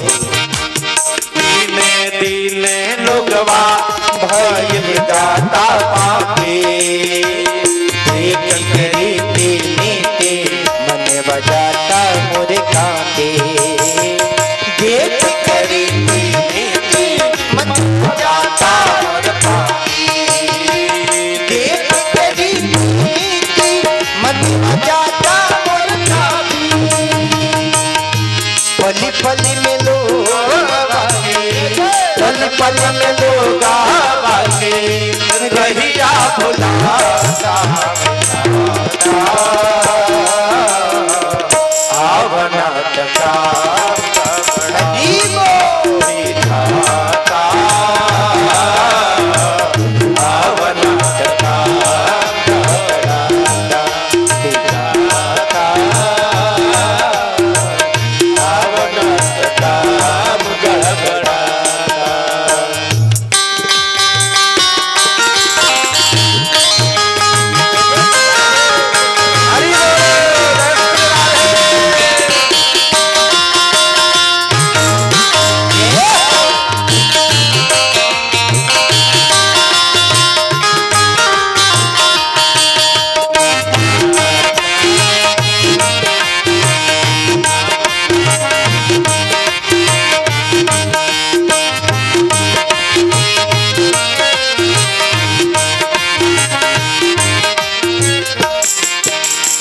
गीता में बतियाए लिखल बा साचे हो। काम क्रोध मद लोभ से केहू ना बाचे हो। काम क्रोध मद लोभ से केहू ना बाचे हो। काम क्रोध मद लोभ से केहू ना बाचे हो। गीता में बतियाए लिखल बा साचे हो। काम क्रोध मद लोभ से केहू ना बाचे हो। काम क्रोध मद लोभ से केहू ना बाचे हो। काम क्रोध मद लोभ से केहू ना बाचे हो।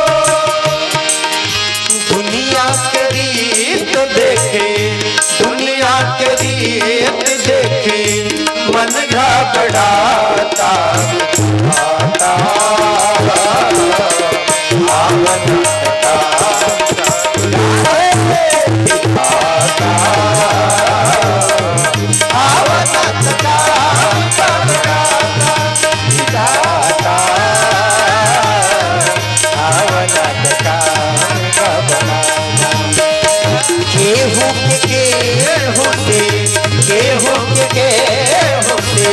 निभाए नाता दिखाता।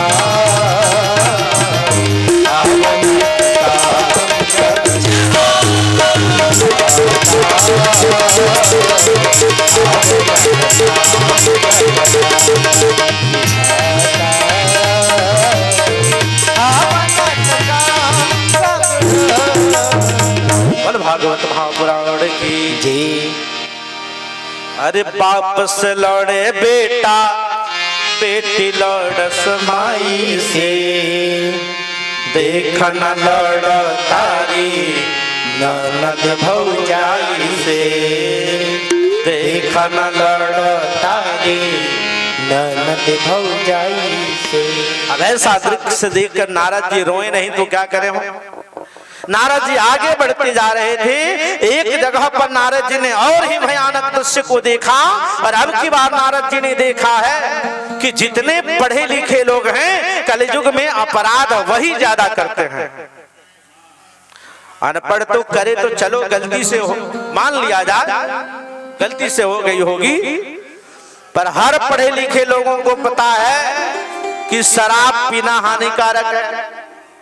हर पढ़े लिखे लोगों को पता है कि तंबाकू, गुटखा, पान, सिगरेट पीना अपराध है, झूठ बोलना अपराध है। पर ये लोग वही करते हैं जो लोग पढ़ के तैयार हैं। नो, कंपनी वाला का दोष नहीं है, वो लिखा रहता है धूम्रपान निषेध, स्वास्थ्य के लिए हानिकारक है। अब पढ़ने वाला पीता ना, अब इससे बड़ा दुर्भाग्य क्या हो सकता है। इसका मतलब है पढ़ाई लिखाई बेकार हुआ है। एक गांव में एक पिताजी का एक बेटा था, बड़ा प्यारा था, इसलिए मुझे ऐसा कहना पड़ रहा है। पिताजी ने बड़ा पैसा लगाया और इंजीनियर तक बना दिया। एक दिन वो बेटा जब गांव में आया तो अपने यहाँ देखिएगा हर घर में प्रायः जो सनातनी लोग हैं उनके घरों में हनुमान जी के पताके होते हैं, ध्वजा लगाया जाता है ना। तो ध्वजा लगा हुआ था एक बांस में। तो जो बेटा था वो इंजीनियरिंग करके आया, डिग्री लेकर के आया और पिताजी से पूछा कि बाबूजी हमसे बड़ा इंजीनियर कौन हो गया कि इतने पतले बांस पर चढ़ के ऊपर बांध दिया। पिताजी उसका कान पकड़े और दो तमेचा मारे मुंह पे और कान पकड़ के वहीं अपना बैठ गए, माथा पे हाथ रख के और कहने लगे, हे प्रभु मैंने तो इसे बेकार में इंजीनियरिंग पढ़ाई, इसे ये भी पता नहीं कि कैसा बांधा जाता है। आइए आरती किया जाए। बैरागी जी 5 बजे तक का समय था, खड़े हो जाइए आप लोग। और भैया आप लोगों से आग्रह है, आप लोगों से भी मेरी माताओं की कथा में आगे बैठो। कथा में हमेशा आगे बैठने की आदत डालनी चाहिए। कथा और नेताओं के भाषण में बड़ा अंतर है। नेताओं के भाषण में जाना तो पीछे रहना, क्योंकि कोई ठिकाना नहीं रहता है वहां क्या शुरू हो जाए। पर कथा और धार्मिक आयोजन में कहीं जाओ तो आगे खड़ा होने की आदत डालो, आगे रहने की आदत डालो। आइए वैरागी जी और आप लोग भी भैया आगे आ जाइए, आरती कर लिया जाए। समिति के सदस्यों से आग्रह है कि आप तक की आवाज पहुंच पा रही हो तो चूंकि 5 बजे तक बताया गया था, 5 बजे का समय हो चुका है। आप लोग आगे आ जाओ। ये कथा बड़ी अथाह सागर है। वो इस सागर में जितना डुबकी लगाओगे ना इतना ही गहराई मिलेगी, और जो इस गहराई में चला गया ना वही भगवान को अंत में पा लेता है। आ जाइए, आप लोग भी आ जाइए भैया। समिति के सदस्यों से आग्रह है कि ये आवाज आप तक जा रही हो तो आप लोग शीघ्र मंच तक आ जाएं, और पंडाल में भी जितनी माताएं बहनों हो आप लोग भैया, आप लोगों को भी आपको ऊपर आ जाना चाहिए, आरती करनी चाहिए। देखो जी, आरती आर्त शब्द से बना है। आर्त का मतलब होता है दुख। इसका मतलब होता है कि हम अपने दुख के भगवान के श्री चरणों तक पहुंचाएं। इस विधि का नाम है आरती। तो इस कर्म को, इस क्रिया को बड़ी श्रद्धापूर्वक करनी चाहिए। तो आज सभी महानुभावों से आग्रह है, सदस्यों से आग्रह है, कमेटी के सदस्यों से, खास करके अध्यक्ष, उपाध्यक्ष, कोषाध्यक्ष आदि जितने पदाधिकारी गण हैं, हमारे युवा वर्ग के लोग हैं, आप लोग आकर आरती करें। क्योंकि 5 बजे तक का समय था, 6 मिनट आज भी अतिक्रमण हो चुका है। श्रीमन नारायण, आ जाइए, आप भी ऊपर आ जाइए थोड़ा सा। और आप लोग थोड़ा ध्यान दीजिएगा, सामने कैमरा चल रहा है तो या तो इधर दाहिने खड़े हो जाएंगी या बामें खड़े हो जाएंगी, सामने से कैमरा है। श्रीमन नारायण, आरती दे दीजिए। हरि आ जाओ माता जी, इधर आ जाओ, इधर से निकालो, इधर से। श्री सामने देखिए कैमरा। हो मन में बसा के तेरी मूर्ति, हो मन में बसा कर तेरी मूर्ति, उतारो मैं भगवन तेरी आरती, उतारो मैं भगवन तेरी आरती, मन में बसा कर तेरी मूर्ति, मन में बसा कर तेरी मूर्ति, उतारो मैं गिरधर तेरी आरती, उतारो मैं गिरधर तेरी आरती।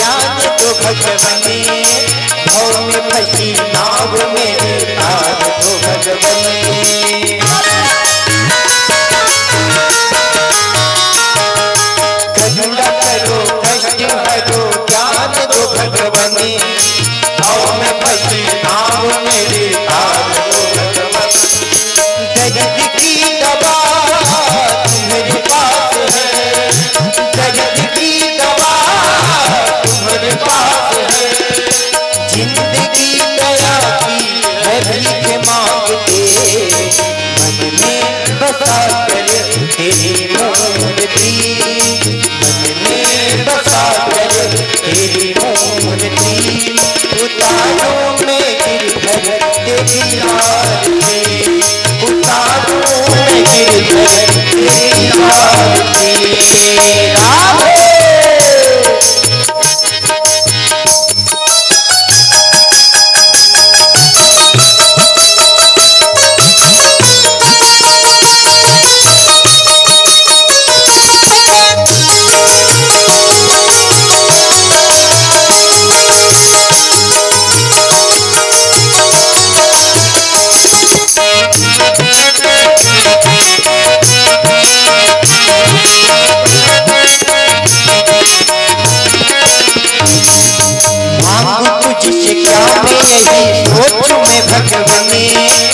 जिंदगी सब तेरे नाम कर दी है अर्पण।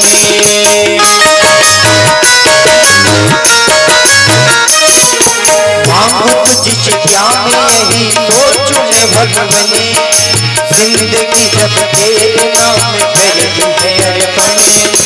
सब कुछ तेरा कुछ नहीं मेरा, सब कुछ तेरा कुछ नहीं मेरा।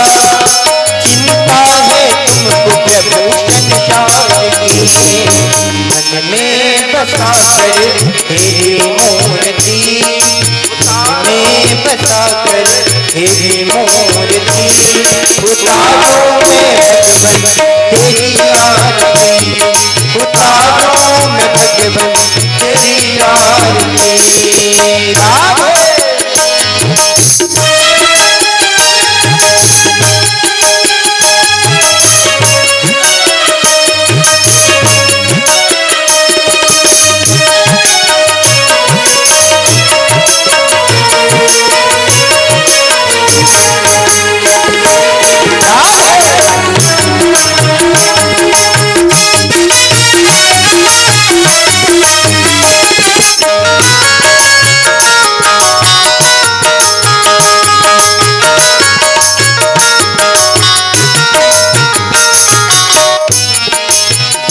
तेरी महिमा गावे संत करे नारद गुणगान करे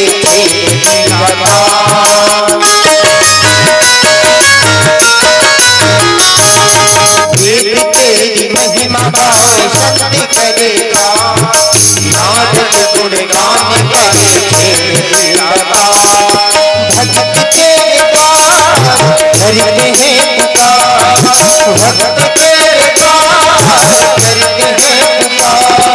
मिलजुल कर सबको उतारे आरती, मन में बसा कर तेरी मूर्ति, मन में बसा कर तेरी मूर्ति।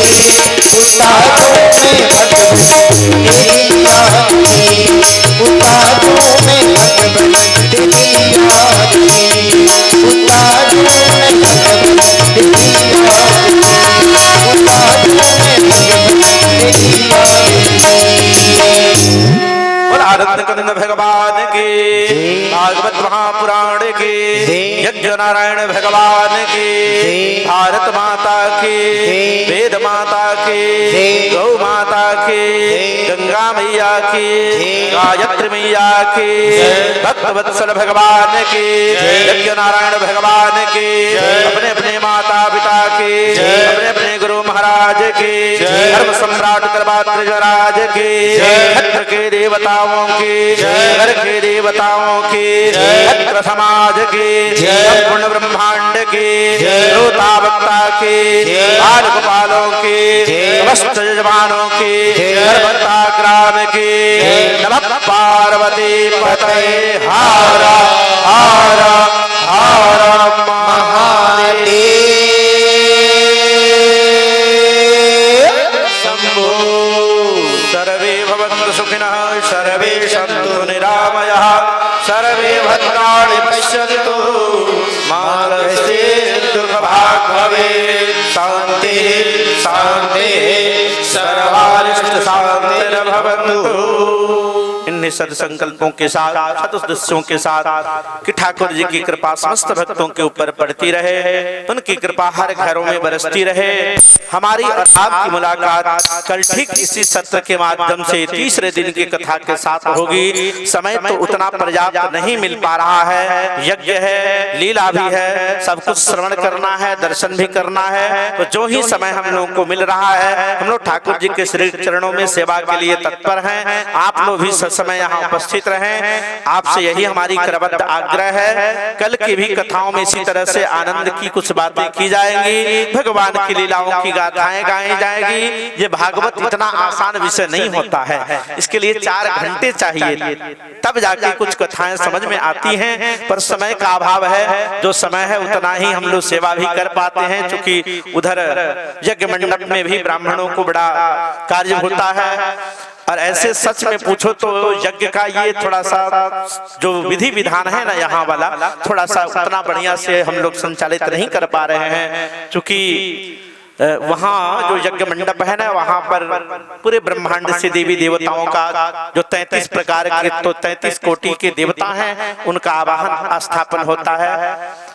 33 प्रकार के देवता ही होते हैं, 33 करोड़ नहीं होते हैं। लोग गलती से करोड़ कहते हैं, जिसको कोटि लिखा है शास्त्रों में। तो 33 प्रकार के देवताओं को जहां आवाहित किया गया है, उनके पूजन पाठ में भी समय लगता है। तो समिति के सदस्यों से मैं एक आग्रह करूंगा कि भैया अगर संभव हो तो लीला एक ही समय हो, और बाकी 12 से 3 जिस समय हमारे महाराज जी लोग विश्राम में हो, उस समय कथा की जाए तो थोड़ा सा बेहतर होता। बाकी आपकी अपनी राय, आप लोग आप विचार कर लेंगे, क्योंकि यही यज्ञ का नियम भी होता है कि मध्याह्न काल में जिस समय महाराज जी लोग आराम करते हैं, थोड़ा विश्राम के लिए जाते हैं, उस समय सारे देवी देवता विश्राम को जाते हैं। इस भागवत जी में भी वर्णन है, मध्याह्ने घटिकाद्वयम् पूजावसान कर्तव्यम मध्याह्ने घटिकाद्वयम्। 2 घटी तक विराम करने की जो विधान है, उसी विराम वाले अवस्था में हम लोगों को करनी चाहिए। पर समिति के सदस्यों का निर्धारण जैसे हो वैसे हम लोग पालन करेंगे, क्योंकि हम लोग भी यहाँ बुलाने पर ही आए हैं। समय थोड़ा सा मिले तो थोड़ा सा और आनंद आए। बाकी ठाकुर जी की कृपा जैसे होगी बस सेवा करना है। आपसे आग्रह है कि जो बात कही जाए, अगर नहीं समझ में आवे तो आप दोबारा पूछ सकते हो, ये समझने वाली विषय है ना। तो समझ में आवे, नहीं समझ में आती हो तो आके यहाँ भी आप कह सकते हैं, क्योंकि हम समझाने के लिए ही आए हैं। आपको कुछ समझा नहीं पाए, कुछ बता नहीं पाए, तो हमारे आने का कोई तात्पर्य नहीं है। तो आप लोग को अगर इस तरह की कोई कठिनाई हो तो आकर के संपर्क कर सकते हैं। हालांकि बहुत दूर हैं हम, यहाँ से मुझे लगता है कि 2-3 किलोमीटर ना सरपंच साहब के यहाँ हम हैं। तो वहाँ भी अगर किसी को किसी धार्मिक चर्चा पर उपस्थित होना है तो हम सज्जनों से आग्रह करेंगे कि वहाँ भी हम लोग बैठ करके आपस में चर्चा करेंगे। हमारी और आपकी मुलाकात कल ठीक इसी सत्र के माध्यम से जब निर्धारण होगा, जैसे हमारे पास तक समय जाएगी। आज चूंकि लेट भी हो गया था, 3 बजे हम लोग यहाँ, 3 बजे के बाद ही हम लोग यहाँ पहुंचे भी हैं। समय बड़ा कम मिल रहा है, तो बस समिति वाले लोग निर्धारण करेंगे। आइए हम सब अपने अपने घरों को प्रस्थान करेंगे, भगवान के नाम का कीर्तन करते हुए। जय श्री राधे, जय श्रीमन नारायण, जय जय माता दी, जय यज्ञ नारायण भगवान।